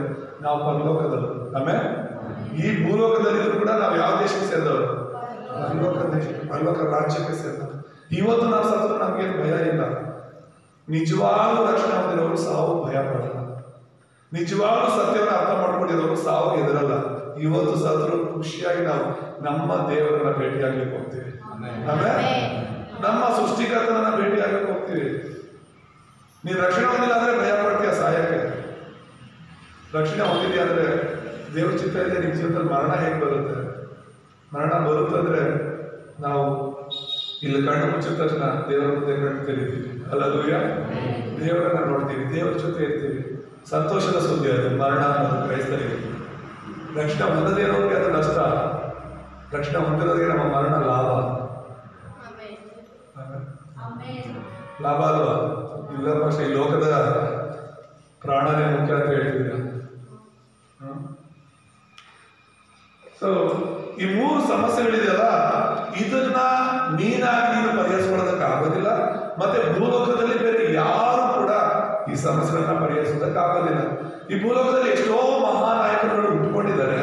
ಎಷ್ಟೋ ಮಹಾನಾಯಕರು ಅನೇಕ ಅಂದ್ರೆ ಅವರ ಜೀವಿತಗಳಲ್ಲಿ ಅನೇಕ ಸಾಧನೆಗಳನ್ನ ಮಾಡಿದ್ದಾರೆ, ಅನೇಕ ಪುಸ್ತಕಗಳನ್ನ ಬರೆದಿದ್ದಾರೆ, ಅನೇಕ ವಿಷಯಗಳನ್ನ ಜನರಿಗೆ ಮುಟ್ಟಿಸಿದ್ದಾರೆ, ತಿಳಿಸಿದ್ದಾರೆ. ಆದ್ರೆ ಈ ವಿಷಯಗಳನ್ನ ನಾವೆಲ್ಲೂ ನೋಡಕ್ಕಾಗಲ್ಲ. ಈ ವಿಷಯದ ಬಗ್ಗೆ ನಾವು ಯಾರು ಮಾತಾಡಿರೋದನ್ನ ನೋಡಕ್ಕಾಗ. ಯಾಕಂದ್ರೆ ಇದು ಜನರಿಗೆ ಕಣ್ಮರೆಯಾಗಿದೆ. ಆತ್ಮಿಕ ಕಣ್ಣುಗಳು ತೆರೆಯಲ್ಪಟ್ಟಿರೋರು ಮಾತ್ರ ನೋಡಕ್ಕಾಗುತ್ತೆ ಈ ಸಮಸ್ಯೆಗಳನ್ನ. ಇಲ್ಲಾಂದ್ರೆ ಬರೀ ಶಾರೀರಿಕವಾದಂತಹ ಸಮಸ್ಯೆಗಳ ಬಗ್ಗೆ ಹೆಚ್ಚು ಯೋಚನೆ ಮಾಡ್ತಾ ಇರ್ತೀವಿ. ಯಾಕೆ ಇದನ್ನ ನಾವು ನೋಡ್ತಾ ಇದೀವಿ ಅಂದ್ರೆ, ಈಗ ಆದಿ ಕಾಲದಲ್ಲಿ ಏನ್ ನಡೀತು ಮತ್ತೆ ಹೊಸ ಒಡಂಬಡಿಕೆ ಏನ್ ನಡೀತು ಅನ್ನೋದನ್ನ ನೋಡ್ತಾ ಇದ್ವಿ. ಆದಿ ಕಾಲದಲ್ಲಿ ನಡೆದಿರುವಂತದ್ದೇ ಇವತ್ತಿಗೂ ಕೂಡ ನಿನ್ನ ನನ್ನ ಜೀವನದಲ್ಲಿ ಸಮಸ್ಯೆ ಆಗಿರೋದು. ಆದಿ ಕಾಲದಲ್ಲಿ ಪ್ರಾರಂಭದಲ್ಲಿ ಆದಾಮ ಅವರಿಗೆ ಸಮಸ್ಯೆ ಆಗಿದ್ದ ಇದೇ ಸೈತಾನನು ಇವತ್ತಿಗೂ ನಿನಗೂ ನನಗೆ ಸಮಸ್ಯೆ ಆಗಿದ್ದಾನೆ. ಇವತ್ತಿಗೂ ಗರ್ಜಿಸೋ ಸಿಂಹದೋಪಾದಿಯಲ್ಲಿ ಸೈತಾನ ಹುಡುಕ್ತಾನೆ ಇದ್ದಾನೆ. ನಮ್ಮನ್ನ ದೇವರಿಂದ ದೂರ ಮಾಡೋದಕ್ಕೂ ನಮ್ಮನ್ನ ಹಾಳು ಮಾಡೋದಕ್ಕೂ ಪ್ರಯತ್ನ ಮಾಡ್ತಾನೆ ಇದ್ದಾನೆ. ನಾವು ಸೈತಾನ ಜಯಿಸಕ್ಕೆ ಆಗಲ್ಲ. ಎರಡನೇದು ಪಾಪವನ್ನು ನಾವು ನೋಡ್ತೇವೆ. ಆದಾಮವ ಪಾಪ ಮಾಡಿ ದೇವರಿಂದ ದೂರ ಆದರು. ಆದ್ರೆ ಆ ಪಾಪದಿಂದ ಅವರು ಕ್ಷಮಾಪಣೆ ಹೊಂದೋದಕ್ಕೂ ಅಥವಾ ರಕ್ಷಣೆ ಹೊಂದೋದಕ್ಕೂ ಸಾಧ್ಯವಾಗಿಲ್ಲ. ಅವರು ದೇವರನ್ನ ಹುಡುಕಿ ಬರೋದಕ್ಕೆ ಸಾಧ್ಯವಾಗಿಲ್ಲ. ಒಂದು ವೇಳೆ ಅದೇ ಸಮಯದಲ್ಲಿ ನನ್ನ ತಪ್ಪಾಯ್ತು, ನಾನು ಕ್ಷಮಿಸು ಅಂತ ಹೇಳ್ಬಿಟ್ಟು ಅವ್ರು ಹೇಳ್ಬೋದು. ಅದ್ಯಾವುದೋ ಅವ್ರು ಹೇಳೋ ಹಾಗೆ ಅಲ್ಲಿ ನೋಡಲ್ಲ. ನಾವು ಒಬ್ಬರ ಮೇಲೆ ಒಬ್ಬರು ಚಾಡಿ ಹೇಳ್ಕೊಡ್ತಾರೆ ಅಲ್ವಾ? ಚಾಡಿ ಅಲ್ಲಿಂದ ಪ್ರಾರಂಭವಾಗುತ್ತೆ. ಆದಾಮನಿಗೆ ಬರೀದೆ. ಆದಾಮ ಹೇಳ್ತಾನೆ, ನಾನಲ್ಲ, ನೀವು ನನ್ನ ಜೊತೆಗೆ ಕೊಟ್ಟಲ್ಲ, ಇವಳು ಕೊಟ್ಟಿದ್ದು, ಇವಳಿಗಿಂತ ಕೇಳಿದ್ರು. ಅವಳು ಕೇಳಿದ್ರೆ ಅವಳು ಹೇಳುತ್ತೆ, ಈ ಸರ್ಪನೇ ನಾವು ವಂಚಿಸಿದ್ದು ಅಂತ. ಮೋಸ ಮಾಡೋರು, ವಂಚನೆಯ ಮಾತನಾಡೋರು ಜನ ಇದ್ದೇ ಇರ್ತಾರೆ ನಮ್ಮ ಸುತ್ತಲೂ. ನೀನ್ ಯಾರ ಮಾತು ಕೇಳ್ತಿದ್ದೀಯ? ದೇವ್ರ ಮಾತ, ದೆವ್ವದ ಮಾತು, ಅದು ಮುಖ್ಯ. ಜನರ ಮೂಲಕನೇ ದೇವರು ಮಾತಾಡ್ತಾನೆ, ದೆವ್ವನು ಮಾತಾಡೋದು. ಆದ್ರೆ ಆ ಸ್ವರ ಯಾವುದು ಅಂತ ನೀನು ತಿಳ್ಕೊಳ್ಳೋದು ತುಂಬಾ ಮುಖ್ಯ. ದೇವರಿಗೋಸ್ಕರ, ದೇವರ ರಾಜ್ಯಕ್ಕೋಸ್ಕರ ತವಕ ಪಡಲಿಕ್ಕೆ ಮಾತನಾಡುವಂಥವ್ರು ದೇವರು ಮಾತಾಡೋದು ಅವ್ರ ಮೂಲಕ. ಪಾಪದ ಕಾರ್ಯಗಳು, ನಾಶನದ ಮಾರ್ಗದಲ್ಲಿ ಹೋಗೋದಕ್ಕೆ ಪ್ರೇರೇಪಿಸುವಂಥವರು ಸೈತಾನದಿಂದ ಮಾತನಾಡುವರು. ಅರ್ಥ ಆಗಿದೆ? ನಮ್ಮ ಭಕ್ತಿ ವೃದ್ಧಿಯಾಗುವಂತ ಮಾತನಾಡುವವರು ದೇವರ ಮಗಳು, ಅದು ದೇವರ ಸ್ವರ. ದೇವರ ನಾಮಕ್ಕೆ ಸ್ತೋತ್ರವಾಗಲಿ. ಹಲ್ಲೆಲೂಯಾ. ಒಂದು ವೇಳೆ ಅದೇ ಕೂಡ ಮಾತಾಡ್ಬೋದು ಕೆಲವು ಸರಿ, ನೀನ್ ದೇವ್ರ ಮಗಳು ಯಾಕೆ ಈ ತರ ಇದೆ, ಈಗಲ್ಲ ನೀನ್ ಹಿಂಗಿರ್ಬೇಕಲ್ವಾ ಅಂತ. ಆ ಬಲಾಕನಿಗೆ ಬಿಲಾಮ್ ಅಂತ ಹೇಳಿ ಇದಾರಲ್ಲ, ಸೊ ಅವರ ಸ್ಟೋರಿಯನ್ನ ನಾವು ಓದುವಾಗ ಆ ಬಿಲಾಮನ್ನು ಶಪಿಸೋದಕ್ಕಂತ ಹೋಗುವಾಗ, ಇಸ್ರಾಯೇಲರನ್ನ ಶಪಿಸಕ್ಕಂತ ಹೋಗ್ತಿರುವಾಗ ಕತ್ತೆ ಮೂಲಕ ದೇವ್ರು ಮಾತಾಡ್ತಾನೆ. ಕತ್ತೆಯನ್ನು ರಕ್ಷಣೆ ಹೊಂದಿರಲ್ಲ, ಕತ್ತೆ ದೇವರ ಮಗು ಅಲ್ಲ. ಆದ್ರೆ ನಿನ್ನ ನಿನಗೆ ಜ್ಞಾನೋದಯ ಮಾಡುವಂತೆ ಅಥವಾ ನೀನು ಸತ್ಯವನ್ನು ಅರ್ಥ ಮಾಡಿಕೊಳ್ಳುವಂತೆ ದೇವರು ಯಾರ ಮೂಲಕ ಮಾತಾಡ್ಬೋದು. ದೇವರ ನಾಮಕ್ಕೆ ಸ್ತೋತ್ರವಾಗಲಿ. ಸೊ ಈ 3 ಪ್ರಧಾನ ಸಮಸ್ಯೆಗಳು, ಈ ಸಮಸ್ಯೆಗಳನ್ನ ನಾವು ಅರ್ಥ ಮಾಡ್ಕೊಳ್ಬೇಕಾಗಿರೋದು. ಇವತ್ತು ಯಾಕೆ ನಾವು ಯೇಸುನ ನಂಬಬೇಕು? ಯೇಸುವನ್ನೇ ಯಾಕೆ ನಂಬಬೇಕು? ಯಾಕೆ ನಾವು ಸಭೆಗೆ ಬರ್ತಾ ಇದ್ದೀವಿ? ಯೇಸು ಅಂತ ಯಾಕೆ ನಾವು ನಿಜವಾಗ್ಲೂ ಹುಚ್ಚರಾಗಿದ್ದೀವಿ? ಏನ್ ಸಿಗ್ತಿದೆ ನಮ್ಗೆ? ಹೊರಗಡೆ ಜನ ಏನ್ ಮಾತಾಡ್ಕೊತಿದ್ದಾರೆ ಗೊತ್ತಾ? ಅನ್ಯರು ಇವ್ರಿಗೆ ಚರ್ಚ್ಗೆ ಹೋದ್ರೆ ಹಣ ಕೊಡ್ತಿದ್ದಾರೆ, ಇವ್ರ ಮಕ್ಕಳಿಗೆ ಓದ್ಸಕ್ ದುಡ್ಡು ಕೊಡ್ತಿದ್ದಾರೆ, ಇವ್ರ ಬಟ್ಟೆ ಕೊಡ್ತಿದ್ದಾರೆ, ಅವ್ರ ಕಷ್ಟಕ್ಕೆಲ್ಲ ಸಹಾಯ ಮಾಡ್ತಿದ್ದಾರೆ, ಆಶ್ವಾಸನೆ ಕೊಡ್ತಿದ್ದಾರೆ. ಅವ್ರ ಜೀವನದಲ್ಲಿ ಅದು ಕೊಡ್ತೀವಿ, ಇದು ಕೊಡ್ತೀವಿ. ಚರ್ಚ್ ಕಡೆಯಿಂದ ಫಾರಿನ್ ಫಂಡ್ ಬರೋದೆಲ್ಲ ಏನ್ ಮಾಡ್ತಿದೀವಿ? ಚರ್ಚ್ ಕಡೆಯಿಂದ ಜನರು ಕೊಟ್ಬಿಟ್ಟು ಮತಾಂತರ ಮಾಡ್ತಿದೀವಿ ಅಂತ. ಇದ್ಯಾವುದು ನಿಜ ಅಲ್ಲ, ಇದೆಲ್ಲ ಸುಳ್ಳು, ಕಟ್ಟುಕತೆಗಳು. ಇದೆಲ್ಲ ಕಟ್ಟುಕತೆಗಳು. ಸತ್ಯಕ್ಕಾಗಿ ನಾವು ನಿಂತಿದ್ದೀವಿ. ಹಲ್ಲೆಲೂಯಾ. ಸತ್ಯವನ್ನು ತಿಳ್ಕೊಂಡು ಇದ್ದೀವಿ. ಊಟಕ್ಕೋ ಬಟ್ಟೆ ಕೊಡ್ತಿದಾರಂತಾನೋ, ಊಟ ಕೊಡ್ತಿದಾರಂತಾನೋ, ಹಣ ಕೊಡ್ತಿದಾರಂತಾನೋ ನಾವು ಸಭೆಗೆ ಹೋದ್ರೆ ನಾವು ಸ್ಟ್ರಾಂಗ್ ಆಗಿ ನಿಲ್ಲಕ್ಕೆ ಆಗಲ್ಲ. ದೇವರಿಗೋಸ್ಕರ ಸತ್ಯ ತಿಳ್ಕೊಳ್ಳೋರು ಮಾತ್ರನೇ ಕೊನೆ ತನಕ ನಿಲ್ತಾರೆ. ಬೇರೆ ಯಾವ ಉದ್ದೇಶ ಸಭೆ ಹೋದ್ರು ಕೂಡ ಖಂಡಿತ ಅವರು ಕ್ರಿಸ್ತನಲ್ಲಿ ಬಲವಾಗಿರೋದಕ್ಕೆ ಆಗೋದೇ ಇಲ್ಲ. ಸೈತಾನನು ಅಂಥವ್ರನ್ನ ತುಂಬಾ ಬೇಗ ಮೋಸ ಮಾಡ್ತಾನೆ. ಶಾರೀರಿಕವಾದ ಆಸೆಗಳಿರೋರನ್ನ ಸೈತಾನ ಬೇಗ ಮೋಸ ಮಾಡ್ತಾನೆ. ಹಾಗಾಗಿ ನಾವು ಎಚ್ಚರವಾಗಿರ್ಬೇಕು. ನಮ್ಮ ಆತ್ಮಿಕ ಕಣ್ಣುಗಳ ತಂದು ಯಾವುದನ್ನ ನಾವು ಹಿಡ್ಕೋಬೇಕೋ ಅದನ್ನ ಹಿಡ್ಕೋಬೇಕು. ಜನರ ಪ್ರಯತ್ನಗಳನ್ನ ನೋಡ್ತೇವೆ. ಎರಡನೇದಾಗಿ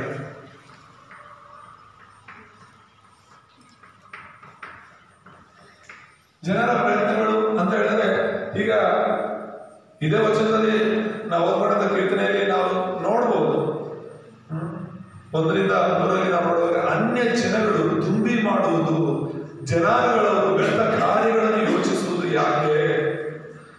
ಯೆಹೋವನಿಗೂ ಆತನ ಅಭಿಷೇಕಿಸಿದವನಿಗೂ ವಿರೋಧವಾಗಿ ಭೂಪತಿಗಳು ಸನ್ನದ್ಧರಾಗಿ ನಿಂತಿದ್ದಾರೆ. ಅಧಿಕಾರಿಗಳು ಒಟ್ಟಾಗಿ ಸೇರಿ ಆಲೋಚಿಸುತ್ತಿದ್ದಾರೆ. ನಮಗೆ ಅವರು ಹಾಕಿದ ಬಂಧನಗಳನ್ನು ಕಿತ್ತು ಬೇಡಿಗಳನ್ನು ಮುರಿದು ಬಿಸಾಡೋಣ ಎಂದು ಮಾತಾಡಿಕೊಳ್ಳುತ್ತಾರಲ್ಲ ಅಂತ ಹೇಳ್ಬಿಟ್ಟು. ಅಂದ್ರೆ ಜನರ ಯೋಚನೆಗಳಿವು, ಜನರ ಪ್ರಯತ್ನಗಳಿವು. ಹಾಗಾಗಿನೇ ಸತ್ಯ ಸುವಾರ್ತೆಯಲ್ಲಿ ನಾವು ನೋಡ್ತೇವೆ ಜನರ ಪ್ರಯತ್ನಗಳೇನು, ಈ ಒಂದು ಸಮಸ್ಯೆಗಳಿಂದ ಹೊರಗಡೆ ಬರಲು ಮೊದಲನೇದಾಗಿ ಧರ್ಮಗಳೆಂಬುದಾಗಿ ನಾವು ನೋಡ್ತೇವೆ. ಧರ್ಮಗಳಿಂದ ನಿಜವಾಗ್ಲೂ ಕೂಡ ರಕ್ಷಣೆ ಹೊಂದೋದಕ್ಕೆ, ಸೈತಾನಿಂದ ನಾವು ಬಿಡುಗಡೆ ಹೊಂದೋದಕ್ಕೆ ಸಾಧ್ಯನೇ ಇಲ್ಲ. ಪಾಪ ಕ್ಷಮಾಪಣೆ ಅನ್ನೋದು ಇಲ್ಲ. ಮತ್ತೆ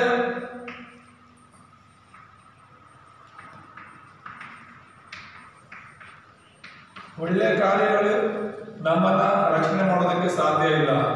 ಮತ್ತೆ ತತ್ವಜ್ಞಾನ ಅಂತೀವಿ.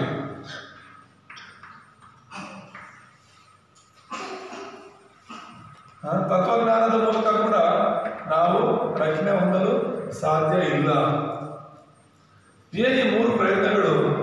ಜನರು ಒಂದಲ್ಲ ಒಂದು ಧರ್ಮಕ್ಕೆ ಸೇರಿದ್ದಾರೆ. ಅಂದ್ರೆ ಈ ಧರ್ಮಗಳು ಅನ್ನೋದು ಬಂದು ಒಂಥರ ಚೌಕಟ್ಟು, ಬಂಧನ, ಹೊರಗಡೆ ಬರಬಾರದು.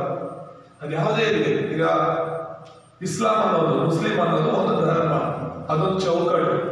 ಅವ್ರು ಏನೇ ಮಾಡಿದ್ರು ಅದ್ರೊಳಗಡೆ ನಾನೊಬ್ಬ ಮುಸ್ಲಿಂ, ಅದ್ರೊಳಗಡೆ ಬಂಧಿತರಾಗಿರೋದು. ಹೊರಗಡೆ ಬೇರೆ ಧರ್ಮ, ಬೇರೆ ಜನರು ಏನ್ ಯೋಚನೆ ಮಾಡ್ತಿದ್ದಾರೆ, ಅವ್ರು ಏನ್ ನಂಬ್ತಿದ್ದಾರೆ, ಅವ್ರು ನಂಬ್ತಿರೋದು ಎಷ್ಟು ಸತ್ಯ ಎಷ್ಟು ಸುಳ್ಳು, ಅದ್ರ ಬಗ್ಗೆ ನಾನು ಹೆಚ್ಚು ತಲೆ ಕೆಡಿಸ್ಕೊಳ್ಳೋಣ. ಅವ್ರದ್ದು ಅವರ ಒಂದು ಬೌಂಡ್ರಿ ಒಳಗಡೆ ಅವ್ರು ಯೋಚನೆ ಮಾಡ್ತಾರೆ ಏನೇ ಇರಲಿ. ಹಾಗೇನೆ ಹಿಂದೂಗಳು, ಹಾಗೇನೆ ಜೈನರು, ಹಾಗೇನೆ ಬೌದ್ಧರು, ಹಾಗೇನೆ ಅನೇಕ ಕ್ರೈಸ್ತರು ಕೂಡ ಇದ್ದಾರೆ. ಕ್ರೈಸ್ತ ಧರ್ಮ ಅಂತ ಒಂದು ವೇಳೆ ನಾವು ಅನ್ಕೊಳ್ಳೋದಾದ್ರೆ ಅದು ಕೂಡ ಒಂದು ಚೌಕಟ್ಟು, ತಪ್ಪಾದ ಚೌಕಟ್ಟುಗಳಿವೆಲ್ಲ. ಮನುಷ್ಯರೆಲ್ಲರೂ ಒಂದೇ, ಎಲ್ಲರೂ ಗೊತ್ತು ಎಲ್ಲ ಮನುಷ್ಯರು ಒಂದೇ ಅಂತ. ಮನುಷ್ಯರೆಲ್ಲರೂ ಒಂದೇ ದೇವರಿಂದ ಬಂದಿರೋದು, ಒಬ್ಬ ದೇವರೇ ಸೃಷ್ಟಿ ಮಾಡಿರೋದು. ಎಲ್ಲರೂ ಹೇಳ್ತಾರೆ, ಹಿಂದೂಗಳು ಹೇಳ್ತಾರೆ ದೇವರೊಬ್ಬನೇ ಅಂತ, ಮುಸ್ಲಿಮರು ಹೇಳ್ತಾರೆ ದೇವರೊಬ್ಬನೇ ಅಂತ, ಕ್ರೈಸ್ತರು ದೇವರೊಬ್ಬನೇ ಅಂತ ಹೇಳ್ತಾರೆ. ಆದ್ರೆ ಅದು ಯಾರು, ಆ ದೇವರು ಯಾರು ಅನ್ನೋದೇ ಈ ಪ್ರಶ್ನೆ. ಬೈಬಲ್ ಅಲ್ಲಿ ಅಷ್ಟೊಂದು ಸ್ಪಷ್ಟವಾಗಿದೆ. ಏನೋ ಬೈಬಲ್ ಅಲ್ಲಿ ಮಧ್ಯದಲ್ಲಿ ನಡೆದಿರುವಂತ ಸ್ಟೋರಿ ಮಾತ್ರ ಬರೆಯಲ್ಪಟ್ಟಿಲ್ಲ, ಆದಿಯಿಂದಲೂ ಕೂಡ ಬರೆಯಲ್ಪಟ್ಟಿರೋದು. ಆಮೇಲೆ ಪ್ರಾರಂಭದಿಂದ ಅಂತ್ಯದವರೆಗೆ ಏನಾಗುತ್ತೆ ಅನ್ನೋದು ಪ್ರತಿಯೊಂದನ್ನ ಬರೆಸಿರೋದು. ಬೈಬಲ್ ಬಿಟ್ಟು ಬೇರೆ ಯಾವ ಪುಸ್ತಕನೂ ಬೇಕಾಗಿಲ್ಲ ನಮಗೆ. ನಮ್ಮ ಬಗ್ಗೆ, ದೇವ್ರ ಬಗ್ಗೆ, ನಮ್ಮ ಹಿಂದಿನದು, ಈಗಿದ್ದು, ಮುಂದಿದ್ದೆಲ್ಲ ತಿಳ್ಕೊಳ್ಳೋದಕ್ಕೆ ಬೈಬಲೇ ಸಾಕಾಗಿದೆ. ಹಲ್ಲೆಲೂಯಾ. ಪರಿಪೂರ್ಣವಾಗಿ ದೇವರು ಇದನ್ನ ನಮಗೆ ಕೊಟ್ಟಿದ್ದಾರೆ ಎಂಬುದಾಗಿ ನಾವು ನೋಡ್ತೇವೆ. ಹಾಗಾಗಿ ಈ ಜನರು ಏನೆಲ್ಲ ಧರ್ಮದಿಂದ ಪ್ರಯತ್ನ ಮಾಡ್ತಿದ್ದಾರೆ, ದೇವರನ್ನ ಭೇಟಿ ಆಗೋದಕ್ಕೆ ಸಾಧ್ಯನೇ ಇಲ್ಲ, ಮನುಷ್ಯರು ಮಾಡ್ಕೊಂಡಿರೋದಿಲ್ಲ. ಎರಡನೇದಾಗಿ ಒಳ್ಳೆ ಕಾರ್ಯಗಳಿಂದ ನಾವು ಯಾರು ಕೂಡ ಸೈತಾನನ್ನ ಗೆಲ್ಲಕ್ಕಾಗಲ್ಲ. ನಮ್ಮ ಒಳ್ಳೆ ಕಾರ್ಯಗಳಿಂದ ಪಾಪವನ್ನು ಜಯಿಸಕ್ಕಾಗಲ್ಲ. ನಮ್ಮ ಒಳ್ಳೆ ಕಾರ್ಯಗಳಿಂದ ನಾವು ಪರಲೋಕಕ್ಕೆ ಹೋಗೋಕೆ ಸಾಧ್ಯನೇ ಇಲ್ಲ. ಹಾಗೇನೆ ತತ್ವಜ್ಞಾನ ಅಂದ್ರೆ ಈ ಭೂಲೋಕದ ಜ್ಞಾನ. ಎಷ್ಟೆಲ್ಲ ಮೇಧಾವಿಗಳಿದ್ದಾರೆ ಈ ಭೂಲೋಕದಲ್ಲಿ, ಎಷ್ಟೆಲ್ಲ ಬುದ್ಧಿವಂತರಿದ್ದಾರೆ, ಎಷ್ಟೆಲ್ಲ ಜ್ಞಾನಿಗಳಿದ್ದಾರೆ. ನೀನು ನಾನು ನಿಜವಾಗಿ ಯಾವ ಲೆಕ್ಕಕ್ಕೂ ಇಲ್ಲ.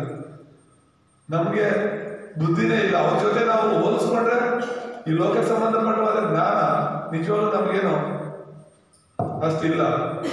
ಆದ್ರೆ ಈ ತತ್ವಜ್ಞಾನದಿಂದ, ಈ ಲೋಕಕ್ಕೆ ಸಂಬಂಧಪಟ್ಟ ಜ್ಞಾನದಿಂದ ನಾವು ಸೈತಾನ ಪಾಪ ನರಕವನ್ನು ಜಯಿಸೋದಕ್ಕೆ ಖಂಡಿತ ಆಗಲ್ಲ.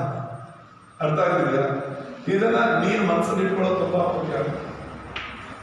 ಸತ್ಯನ ನೀನು ಸರಿಯಾಗಿ ತಿಳ್ಕೊಂಡು ಇಟ್ಕೊಳ್ಳೋದು ತುಂಬಾ ಮುಖ್ಯ. ಆಗ ಮಾತ್ರನೇ ಕ್ರಿಸ್ತನು ಈ ಲೋಕಕ್ಕೆ ಯಾಕೆ ಬಂದ ಎಂಬುದಾಗಿ ನಿನಗೆ ಅರ್ಥ ಆಗುತ್ತೆ.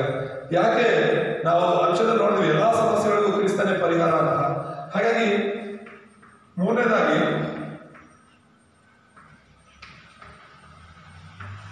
ಕ್ರಿಸ್ತನ ಪರಿಹಾರ ಎಂಬುದಾಗಿ ನಾವು ನೋಡ್ತೇವೆ. ಅಂದ್ರೆ ಯೇಸು ಕ್ರಿಸ್ತನಾಗಿ ಈ ಲೋಕಕ್ಕೆ ಬಂದರು, ಆತನ ಅಭಿಷೇಕ್ತನಾಗಿ ಈ ಲೋಕಕ್ಕೆ ಬಂದರು ಎಂಬುದಾಗಿ ನಾವು ನೋಡ್ತೀವಲ್ಲ. ಮೊದಲನೇದು ಪರಿಚಯದಲ್ಲಿ ನಾವು ನೋಡಿದ್ದು ಜನರನ್ನ, ಅರಸರು, ಯಾಜಕರು, ಪ್ರವಾದಿಗಳನ್ನ ಅಭಿಷೇಕ ಮಾಡ್ತಾ ಇದ್ರು. ಕ್ರಿಸ್ತನ ಕುರಿತಾದಂತಹ ವಚನಗಳನ್ನು ಕೂಡ ನಾವು ನೋಡಿದ್ವಿ. ಕ್ರಿಸ್ತನ ಬಗ್ಗೆ ಆತನ ಅರಸನಾಗಿ, ಯಾಜಕನಾಗಿ, ಪ್ರವಾದಿಯಾಗಿ ಇದ್ದಾನೆ ಅನ್ನೋ ವಚನಗಳು ಇರೋದನ್ನ ನಾವು ನೋಡಿದ್ವಿ. ಹಾಗೆಯೇ ಆತನು ಈ ಭೂಲೋಕದಲ್ಲಿ ಜನಿಸಿ ಬಂದ ಮೇಲೆ ಆತನು ಸತ್ಯ ಅರಸನಾಗಿ ಕಾರ್ಯವನ್ನು ಮಾಡಿದ. ಆಮೇಲೆ ಸತ್ಯ ಅರಸನಾಗಿ ಯೇಸು ಕ್ರಿಸ್ತನ ಈ ಲೋಕಕ್ಕೆ ಬಂದ. ಕ್ರಿಸ್ತನ ಅಂದ್ರೆ ಅಭಿಷೇಕಿಸಲ್ಪಟ್ಟವನು. ಯಾಕೆ ಯೇಸು ಕ್ರಿಸ್ತನಾಗಿ ಅಭಿಷೇಕಿಸಲ್ಪಟ್ಟ ಅಂದ್ರೆ ಆತನಿಗೆ ಅರಸನ ಕೆಲಸ ಮಾಡೋದಕ್ಕೆ, ಮೊದಲನೇ ಕೆಲಸನೇ ಅರಸನ ಕಾರ್ಯ ಮಾಡೋದಕ್ಕಾಗಿ ಎಂಬುದಾಗಿ ನಾವು ನೋಡ್ತೇವೆ. ಇದೊಂದು ಸತ್ಯ ಅರಸನಾಗಿ ಯೇಸು ಸ್ವಾಮಿ ಮಾಡಿದ್ದು ಏನು ಅಂದ್ರೆ ಸೈತಾನನ ಕಾರ್ಯಗಳನ್ನ ಮುರಿದ್ರು. Hallelujah, hallelujah. ಇಲ್ಲ ನೋಡ್ತೇವೆ ಆದಿಕಾಂಡ 3:15 ಓದೋಣ.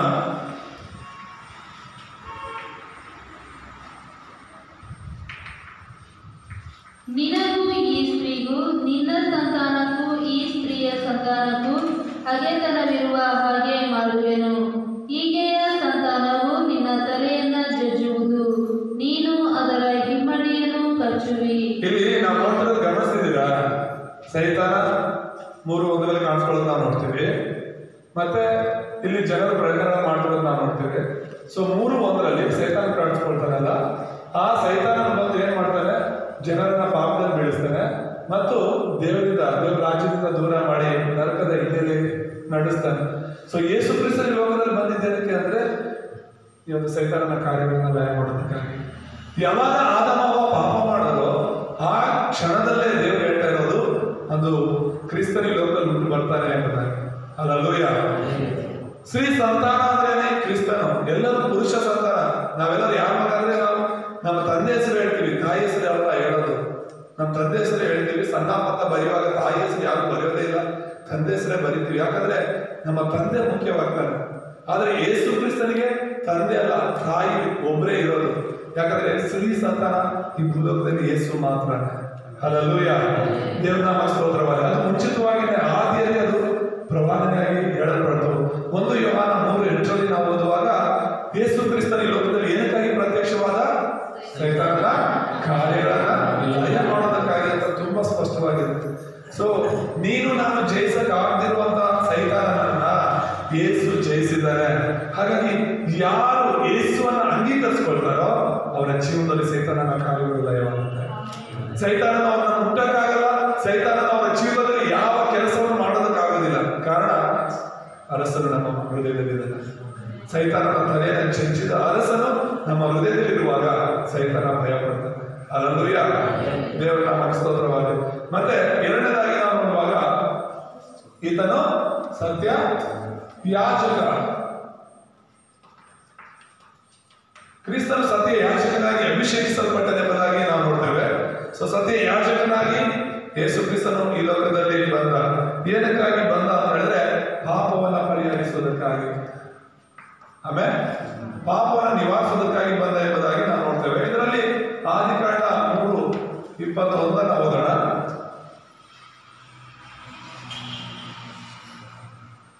ಆದಾಮನಿಗೂ ಅವನ ಹೆಂಡತಿಗೂ ಚರ್ಮದ ಅಂಗಿಗಳನ್ನು ಮಾಡಿ ತೊಡಿಸಿದನು.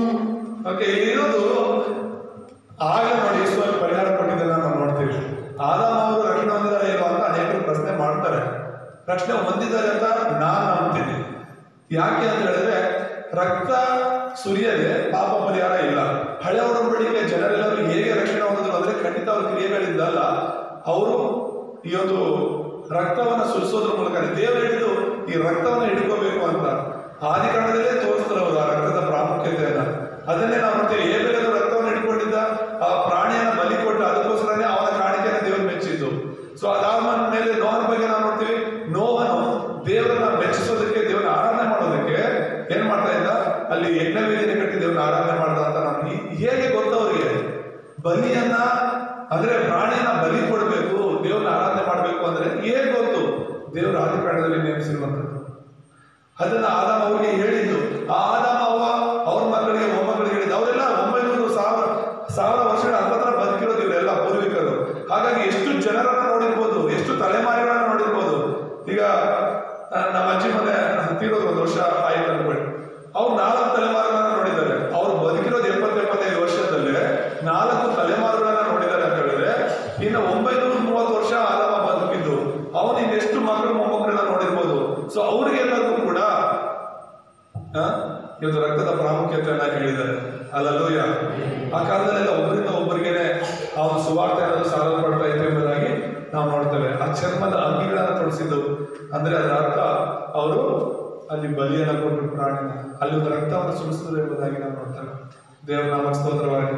ಮತ್ತೆ ಇನ್ನೊಂದು ವಚನ ನಾವು ಓದೋಣ, ಇಬ್ರಿಯರಿಗೆ 10:12.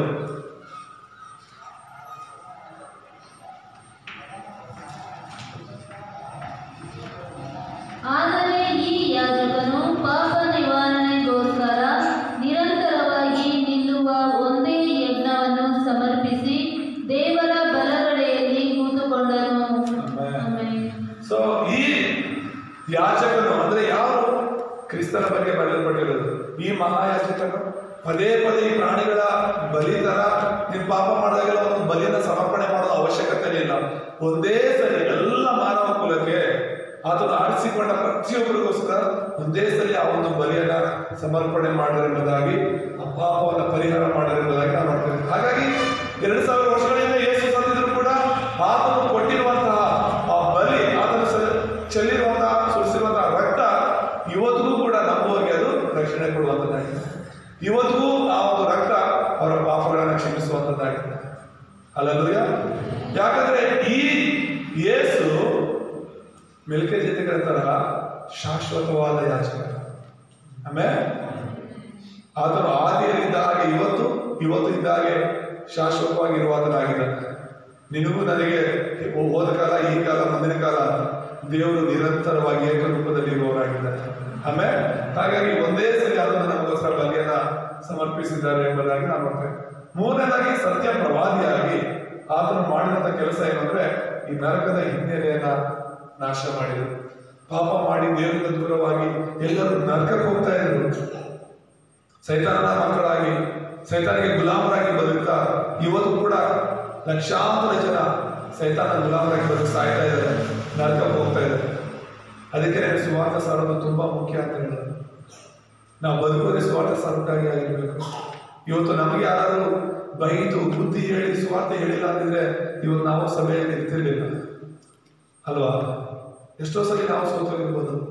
ಆದ್ರೂ ಪದೇ ಪದೇ ನಾವು ಮತ್ತೆ ದೇವಸ್ಥಾನದಲ್ಲಿ ನಿಂತಿದ್ವಿ ಅಂದ್ರೆ ದೇವರು ನಮ್ಮನ್ನು ಆರಿಸ್ಕೊಂಡಿದ್ದಾರೆ. ಅನೇಕರ ಮೂಲಕ ದೇವರು ನಮ್ಮ ಸಂಗಡ ಮಾತನಾಡ್ತಾ ಇದ್ದಾರೆ. ನಾವು ಕೂಡ ಅನೇಕರು ನಮ್ಮ ಮುಂದೆ ಹಾಳಾಗ್ತಾ ಇದ್ದಾರೆ, ಸಭೆಯಿಂದ ದೂರ ಇದ್ದಾರೆ. ನೀನು ಮಾಡೋ ಒಳ್ಳೆ ಕೆಲಸ ಏನಂದ್ರೆ ಅವರಿಗೆ ಬಟ್ಟೆ ಕೊಡ್ತೀವೋ, ಹಣ ಕೊಡ್ತೀವೋ, ಊಟ ಕೊಡ್ತೀವೋ ಅಲ್ಲ. ಕೆಲವರೆಲ್ಲ ಏನ್ ಮಾಡ್ತಾರೆ ಅಂದ್ರೆ ಒಳ್ಳೆ ಕಾರ್ಯಗಳ ಮೇಲೆ ಆಧಾರ, ನಾನು ದೇವ್ರು ನಂಬಿದ್ದೀನಿ, 4 ಜನಕ್ಕೆ ಒಳ್ಳೇದು ಮಾಡಿದ್ರೆ ದೇವ್ರು ನನಗೆ ಒಳ್ಳೇದು ಮಾಡ್ತಾರೆ ಅಂತ ಅಲ್ಲ. ಈ ಸುವಾರ್ಥ ಸಾರು ದೇವ್ರು ನಿಮ್ಗೆ ಒಳ್ಳೇದು ಮಾಡ್ತಾರೆ. ಅಲ್ಲೂಯ. ನೀನು ಇನ್ನೊಬ್ಬರಿಗೆ 4 ಜನರಿಗೆ ದೇವರ ವಾಕ್ಯಗಳನ್ನು ಹೇಳು, ಖಂಡಿತ ನಿನ್ನ ಜೀವನದಲ್ಲಿ ದೇವರ ಕಾರ್ಯಗಳನ್ನ ಮಾಡ್ತಾರೆ. ಈ ನರಕದ ಹಿನ್ನೆಲೆಯಿಂದ ಬಿಡುಗಡೆ ಆಗಿದ್ದನ್ನ ನಾವು ನೋಡ್ತೇವೆ. ಆದಿಕಾಂಡ 3:21. ಅದೇ ಆ ಬಲಿಯನ್ನ ಸಮರ್ಪಣೆ ಮಾಡಿರುವುದಾಗಿ, ಯಾವಾಗ ಆ ಬಲಿಯನ್ನ ಸಮರ್ಪಣೆ ಮಾಡಿದ್ರು ಅದರ ಅರ್ಥ ಅವರ ರಕ್ಷಣೆ ಹೊಂದಿದೆ ಎಂಬುದಾಗಿ, ಅವರ ಪಾಪ ಪರಿಹಾರ ಆಯಿತು ಎಂಬುದಾಗಿ ನಾವು ನೋಡ್ತೇವೆ. ಹಾಗೆ ಯೋಹಾನ ಸುವಾರ್ತೆ 14:6 ನಾವು ನೋಡುವಾಗ ಯೇಸು ಕ್ರಿಸ್ತನೇ ನಮಗೆ ಮಾರ್ಗವಾಗಿದ್ದಾನೆ ಅಂತ. ಏದೇನ್ ತೋಟದಿಂದ ಆದಾಮ ಅವರನ್ನು ಹೊರಗಡೆ ಕಳಿಸಿದ ಮೇಲೆ ವಾಪಸ್ ಬರೋದಕ್ಕೆ ದಾರಿ ಇರಲಿಲ್ಲ. ಅಲ್ಲಿ ಒಬ್ಬ ದೂತರನ್ನ ನಿಲ್ಲಿಸ್ಬಿಟ್ಟಿದ್ದಾರೆ. ಮತ್ತೆ ಯಾರು ವಾಪಸ್ ದೇವರಾಜ್ಯಕ್ಕೆ ಬರಕ್ಕಾಗೋದಿಲ್ಲ. ಮತ್ತೆ ದೇವರಾಜ್ಯಕ್ಕೆ ಹೋಗ್ಬೇಕು ಅಂದ್ರೆ ಅವರಾಗವ್ರು ಯಾರು ಬರಕ್ಕಾಗಲ್ಲ. ಆ ದೇವರ ರಾಜ್ಯದೊಳಗಿಂದ ಯೇಸುವೇ ಹೊರಗಡೆ ಬರ್ಬೇಕಾಗಿತ್ತು. ಆಮೇಲೆ ಆ ಏನೇ ತೋಟದಿಂದ ಯೇಸುವೇ ಹೊರಗಡೆ ಬರ್ಬೇಕಾಗಿತ್ತು. ಸೊ ಯೇಸು ಈ ಲೋಕದಲ್ಲಿ ಮನುಷ್ಯನಾಗಿ ಬಂದು ನನ್ನನ್ನು ಇವತ್ತು ಆತನ ಮೂಲಕ ನಾವು ದೇವರ ಬಳಿಗೆ ಹೋಗ್ತಾ ಇದ್ದೀವಿ. ಆತನ ಮೂಲಕ ನಾವು ದೇವರ ರಾಜ್ಯಕ್ಕೆ ಹೋಗ್ತಾ ಇದ್ದೀವಿ. ನರಕದ ಹಿನ್ನೆಲೆಯಲ್ಲಿ ಇದ್ದಂಥ ನಮ್ಮನ್ನ ಯೇಸು ಕ್ರಿಸ್ತನೇ ಬಂದು ರಕ್ಷಿಸಿರುವಂಥದ್ದು. ಆತನು ಹೇಳಿರುವಂಥದ್ದು, ನಾನೇ ಮಾರ್ಗವು ಸತ್ಯವೂ ಜೀವವು. ಎಲ್ಲಿಗೆ ಮಾರ್ಗ? ದೇವರ ಬಳಿಗೆ. ಎಲ್ಲಿಗೆ ಮಾರ್ಗ? ನಿತ್ಯ ಜೀವಕ್ಕೆ. ಎಲ್ಲಿಗೆ ಮಾರ್ಗ? ಆ ಏನೇ ತೋಟವಾಗಿರುವಂಥ ದೇವರ ರಾಜ್ಯದೊಳಗೆ. ಅಲ್ಲೂಯ.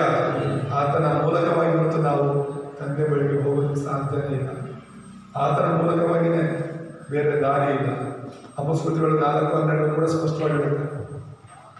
ಆಕಾಶದ ಕೆಳಗೆ ಮನುಷ್ಯರಿಗೆ ಕೊಡಲ್ಪಟ್ಟಿರುವಂಥ ಬೇರೆ ಯಾವ ಹೆಸರಿನಲ್ಲಿ ಕೂಡ ನಮಗೆ ರಕ್ಷಣೆ ಇಲ್ಲ. ಆ ಹೆಸರಿನಲ್ಲಿ ಮಾತ್ರನೇ ಆ ಹೆಸರು ಮಾರ್ಗ, ಆ ಹೆಸರು ದಾರಿ, ಆ ಹೆಸರು ಒಂದು ಗೇಟ್, ಒಂದು ಬಾಗಿಲು. ಒಂದೇ ಬಾಗಿಲು ಇರೋದು ದೇವರ ಬಳಿಗೆ ಹೋಗೋದಕ್ಕೆ, ದೇವರ ರಾಜ್ಯಕ್ಕೆ ಹೋಗೋದಕ್ಕೆ. ಅದು ಯೇಸು ಕ್ರಿಸ್ತನ ಮಾತ್ರ. ಅಲ್ಲೂಯ. ಹಾಗಾಗಿ ಈ ಸತ್ಯವನ್ನು ನಾವು ಬಲವಾಗಿ ಇಟ್ಕೋಬೇಕು. ನೋಡ್ತಿರುವಂಥದ್ದು. ಸಮಸ್ಯೆಗಳಿಗೆಲ್ಲ ಕ್ರಿಸ್ತನ ಪರಿಹಾರವಾಗಿದೆ. ಸಮಸ್ಯೆಗಳಿಗೆಲ್ಲ ಕಾರಣ ಸೈತನಾಗಿದ್ರೆ ಸಮಸ್ಯೆಗಳಿಗೆಲ್ಲ ಪರಿಹಾರ ಕ್ರಿಸ್ತನಾಗಿದೆ. ಇಂಥ ದೊಡ್ಡ ಸಮಸ್ಯೆಗಳನ್ನ ಯೇಸು ಕ್ರಿಸ್ತನು ಪರಿಹಾರ ಮಾಡಿರ್ಬೇಕಾದ್ರೆ ಸಣ್ಣ ಸಣ್ಣ ವಿಷಯಗಳಿಗಾಗಿ ನಾವು ದೇವರನ್ನ ಬಿಡ್ತಾ ಇದ್ದೀವಿ. ಸಣ್ಣ ಸಣ್ಣ ವಿಷಯಗಳಿಗಾಗಿ ಸಭೆಯಿಂದ ದೂರವಾಗ್ತಾ ಇದ್ದೀವಿ. ಅಲ್ಲ, ಸೈತಾನ ಮೋಸ ಮಾಡ್ತಾ ಇದ್ದಾನೆ. ಸೈತಾನ ಮೋಸ ಮಾಡ್ತಾ ಇದ್ದಾನೆ. ಎಚ್ಚರವಾಗಿಲ್ಲ ಅಂದ್ರೆ ಆದಾಮ ವಂಚನೆ ಒಳಗಾದಾಗ ನಾವು ಕೂಡ ವಂಚನೆ ಒಳಗಾಗ್ತೇವೆ. ನಿನ್ನ ಜೀವನದಲ್ಲಿ ಬರುವಂತ ಬೇರೆ ಯಾವ ಸಮಸ್ಯೆನೂ ಕೂಡ ಇದಕ್ಕಿಂತ ದೊಡ್ಡ ಸಮಸ್ಯೆ ಅಲ್ಲವೇ ಅಲ್ಲ. ಇಂಥ ದೊಡ್ಡ ಸಮಸ್ಯೆಗಳನ್ನ ದೇವರು ಪರಿಹರಿಸಿರ್ಬೇಕಾದ್ರೆ ನಿನ್ನ ಸಣ್ಣ ಸಣ್ಣ ಸಮಸ್ಯೆಗಳನ್ನ ಕ್ರಿಸ್ತನು ಖಂಡಿತ ಜಯ ಕೊಡ್ತಾನೆ. ಹಲ್ಲೆಲೂಯಾ. ಅದಕ್ಕೆ ಈ ಸಮಸ್ಯೆಗಳು ಕ್ರಿಸ್ತನು ಪರಿಹರಿಸಿದ್ದಾನೆ. ಶಾರೀರಿಕವಾಗಿ ನಿನಗೆ ಎದುರಾಗುವಂತ ಸಮಸ್ಯೆಗಳು ನಿನಗೆ ಆಶೀರ್ವಾದವಾಗಿರುತ್ತೆ. ಶಾರೀರಿಕವಾಗಿ ನಿನಗೆ ಎದುರಾಗುವಂತಹ ಸವಾಲುಗಳು ನಿನಗೆ ಅವಕಾಶಗಳಾಗಿರುತ್ತೆ. ಹಾಗಾಗಿ ಭಯ ಪಡಬೇಡ, ಚಿಂತೆ ಮಾಡಬೇಡ. ನೀನು ನಂಬಿಕೆಯಲ್ಲಿದ್ದರೆ ದೇವರ ಮಹಿಮೆನ ನೋಡ್ತೀಯ. ಕೊನೆ ತನಕ ನೀನು ಎಷ್ಟು ಕಾಯ್ತೀಯೋ ಅಷ್ಟು ದೇವರ ದೊಡ್ಡ ಮಹಿಮೆನ ನೋಡ್ತೀಯ. ದೇವರು ನಿನ್ನನ್ನು ಮರ್ತೋಗಿದ್ದಾರೆ ಅಂತ ಏನು ಯೋಚನೆ ಮಾಡಬೇಡ. ಹಲ್ಲೆಲೂಯಾ. ಕೆಲವು ಸಲ ನಮ್ಮ ಪ್ರಾರ್ಥನೆ ಉತ್ತರ ಸಿಕ್ಕಿಲ್ಲ ಅಂದ್ರೆ ದೇವರು ನನ್ನ ಮರೆತು ಬಿಟ್ಟಿದ್ದಾರೆ, ನನ್ನ ಪ್ರಾರ್ಥನೆಗೆ ಕೇಳ್ತಿಲ್ಲ. ಅಲ್ಲ, ನಿರೀಕ್ಷೆ ಮಾಡು, ಅತ್ಯುತ್ತಮವಾದದನ್ನು ಪಡ್ಕೊಳ್ತೀಯ. ಹಲ್ಲೆಲೂಯಾ. ದೇವರ ನಾಮ ಸ್ತೋತ್ರವಾಗಲಿ. ಕೊನೆಯದಾಗಿ ಮುಕ್ತಾಯದಲ್ಲಿ ನಾವು ನೋಡುವಾಗ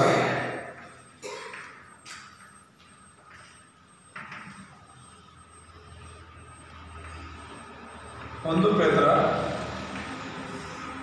2:9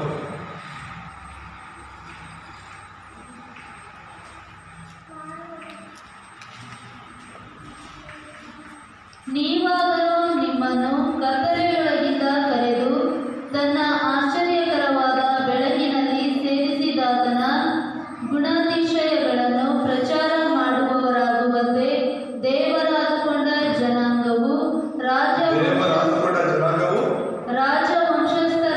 ರಾಜವಂಶಸ್ಥರಾದ ಯಾಜಕರು ಮೀಸಲಾದ ಜನವು ದೇವರ ಸ್ವಕೀಯ ಪ್ರಜೆಯೂ ಆಗಿದ್ದೀರಿ. ಹಲ್ಲೆಲೂಯಾ. ಅಂದ್ರೆ 1 ಪೇತ್ರ 2:9 ಹೇಳುವಾಗ ಕ್ರಿಸ್ತನಲ್ಲಿ ನಾವು ಯಾರು ಅಂದ್ರೆ ಅರಸರು, ಯಾಜಕರು, ಪ್ರವಾದಿಗಳಾಗಿದ್ದಾರೆ. ಅಂದ್ರೆ ಮುಕುಟವಿಲ್ಲದ ರಾಜರು ನಾವು. ಸೈತಾನ ಮೇಲೆ ಹೋರಾಡುವಂತ ಶಕ್ತಿಯನ್ನ, ಬಲವನ್ನ ದೇವರು ನನಗೆ ಕೊಟ್ಟಿದ್ದಾರೆ. ಹಲ್ಲೆಲೂಯಾ. ದೇವರ ನಾಮ. ಮನುಷ್ಯರ ಮೇಲೆ ಹೋರಾಡೋರಲ್ಲ, ಮನುಷ್ಯರು ಕಾಣೋ ರೀತಿಯಲ್ಲಿ ಯಾಜಕರಲ್ಲ. ರಾಜವಂಶಸ್ಥರು ಅಂದ್ರೆ ಏನು? ರಾಜವಂಶದಲ್ಲಿ ರಾಜರಿಂದಾನೇ ಇರೋದು. ಅರ್ಥ ಆಗ್ತಿದೆ? ಆತ್ಮಿಕವಾದ ಆಶೀರ್ವಾದಗಳು. ಸೊ ಇವತ್ತು ಸೈತಾನ ಮೇಲೆ, ದುರಾತ್ಮ ಸೈನ್ಯಗಳ ಮೇಲೆ ಗೆಲ್ಲುವಂತ ಅಧಿಕಾರ, ಶಕ್ತಿ ದೇವರು ನನಗೆ ಕೊಟ್ಟಿದ್ದಾರೆ. ಎರಡನೇದಾಗಿ ಯಾಜಕರ ಕೆಲಸ ಏನು? ಜನರಿಗೋಸ್ಕರ ಪ್ರಾರ್ಥನೆ ಮಾಡೋದು, ಜನರ ಪಾಪದ ಅರಿವನ್ನ ಹುಟ್ಟಿಸುವಂಥದ್ದು. ದೇವರ ನಾಮ ಸ್ತೋತ್ರ. ಕೆಲಸವನ್ನು ನಾನು ನೀವು ಮಾಡ್ತಾ ಇದ್ದೀನಿ. ಮತ್ತೆ ಪ್ರವಾದಿಗಳು ಅಂದ್ರೆ ದೇವರ ಸುವಾರ್ತನ ಸಾರುವರು, ಸತ್ಯ ವಾಕ್ಯಗಳನ್ನು ಹೇಳುವುದು ಪ್ರವಾದಿಗಳು, ದೇವರ ವಿಷಯಗಳನ್ನ ಹೇಳೋದು ಪ್ರವಾದಿಗಳು. ಹಲ್ಲೆಲೂಯಾ. ಹಾಗಾಗಿ ನಾನು ನೀನು ಈ ಲೋಕದಲ್ಲಿ ಅರಸರಾಗಿ, ಯಾಜಕರಾಗಿ, ಪ್ರವಾದಿಗಳಾಗಿದ್ದೇವೆ ಅನ್ನೋದು ಮರಿಬೇಡ. ಆ ಕಾಲದಲ್ಲಿ ಹೇಗೆ ದೇವರ ಅರಸರ, ಯಾಜಕರ, ಪ್ರವಾದಿಗಳನ್ನ ಅಭಿಷೇಕ ಮಾಡಿರೋ, ಇವತ್ತು ನಿನ್ನನ್ನು ನನ್ನನ್ನು ಕೂಡ ದೇವರ ಅರಸರ, ಯಾಜಕ, ಪ್ರವಾದಿಗಳನ್ನ ನೇಮಿಸಿದ್ದಾರೆ. ಸೈತಾನ ಭಯ ಪಡೋದು ಬೇಡ, ಪಾಪಕ್ಕೆ ಭಯ ಪಡೋದು ಬೇಡ, ನರಕಕ್ಕೆ ಭಯ ಪಡೋದು ಬೇಡ. ಅವುಗಳ ಎಲ್ಲ ಸಮಸ್ಯೆಗಳನ್ನು ನೀಗಿಸಿದ್ದಾರೆ. ಆ ಸತ್ಯವನ್ನು ನಾವು ಮುಂದೆ ತೆಗೆದುಕೊಂಡು ಹೋಗಬೇಕು. ಆಮೇಲೆ ಈ ವಾಕ್ಯದಿಂದ ದೇವರು ನಮ್ಮನ್ನು ಆಶೀರ್ವಾದ ಮಾಡಿ, ಯೇಸುವೆ ಕ್ರಿಸ್ತನಾಗಿ, ಅರಸನಾಗಿ, ಯಾಜಕನಾಗಿ, ಪ್ರವಾದಿಯಾಗಿ ಅಭಿಷೇಕಿಸಲ್ಪಟ್ಟಿದ್ದಾನೆ. ಆತ ನಮಗೋಸ್ಕರ ನಮ್ಮೆಲ್ಲ ಸಮಸ್ಯೆಗಳನ್ನು ಪರಿಹರಿಸಿದ್ದಾನೆ. ಪ್ರಾರ್ಥನೆ ಮಾಡಿಕೊಳ್ಳೋಣ. ನಮ್ಮನ್ನು ಬಹಳವಾಗಿ ಪ್ರೀತಿಸುವಂತ ನಮ್ಮ ತಂದೆಯಾದ ದೇವರೇ, ನಿಮ್ಮ ನಾಮಕ್ಕೆ ಕೋಟಿ ಸ್ತೋತ್ರ ಮಾಡ್ತೇವೆ. ಒಂದು ಸಮಯದಲ್ಲಿ ನಿಮ್ಮ ಸನ್ನಿಧಿಯಲ್ಲಿ ನಾವು ಬರ್ತೇವೆ ಸ್ವಾಮಿ. ವಾಕ್ಯದ ಮೂಲಕ ಮಾತನಾಡಬೇಕಾಗಿ ಸ್ತೋತ್ರ. ಹೌದು ಸ್ವಾಮಿ, ನಮ್ಮೆಲ್ಲ ಸಮಸ್ಯೆಗಳಿಗೆ ಕ್ರಿಸ್ತನೇ ಪರಿಹಾರ ಎಂಬ ಸತ್ಯವನ್ನು ಕೇಳುವಂತೆ ಸಹಾಯ ಮಾಡಿದ. ನಿಮ್ಮ ವಾಕ್ಯದ ಅಡಿಯಲ್ಲಿ ಎಲ್ಲವನ್ನ ಧ್ಯಾನಿಸಬೇಕಾದ್ರೆ ಈ ವಾಕ್ಯಗಳನ್ನು ನಾವು ಕಳೆದುಕೊಳ್ಳದೆ, ಸುವಾರ್ತೆಯನ್ನು ಕಳೆದುಕೊಳ್ಳದೆ, ಇದನ್ನು ಭದ್ರವಾಗಿ ನಮ್ಮ ಹೃದಯಗಳಲ್ಲಿ, ನಮ್ಮ ಮನಸ್ಸುಗಳಲ್ಲಿ ಇಟ್ಟುಕೊಳ್ಳೋದು, ಮುದ್ರೆ ಮಾಡಿಕೊಳ್ಳೋದು ಸಹಾಯ ಮಾಡಿ ಅಪ್ಪ. ಇವರೆಲ್ಲ ಧ್ಯಾನಿಸ್ತಾ ನಾವಿನ್ನೂ ಅಧಿಕವಾದ ಆತ್ಮಿಕ ಬಲವನ್ನು ಹೊಂದುವಂತೆ ಸಹಾಯ ಮಾಡಿ. ಸೈತಾನನ ಕಾರ್ಯಗಳನ್ನು ನಾವು ಜಯಿಸುವಂತೆ, ಪಾಪಗಳನ್ನು ಜಯಿಸುವಂತೆ, ನರಕದ ಕಾರ್ಯಗಳನ್ನು ಜಯಿಸುವಂತೆ ಸಹಾಯ ಮಾಡಿ. ಹಾಗೆ ಮಾಡಿದ್ದಕ್ಕಾಗಿ ಸ್ತೋತ್ರ. ಯೇಸುವಿನ ನಾಮದಲ್ಲಿ ಪ್ರಾರ್ಥಿಸ್ತೇವೆ.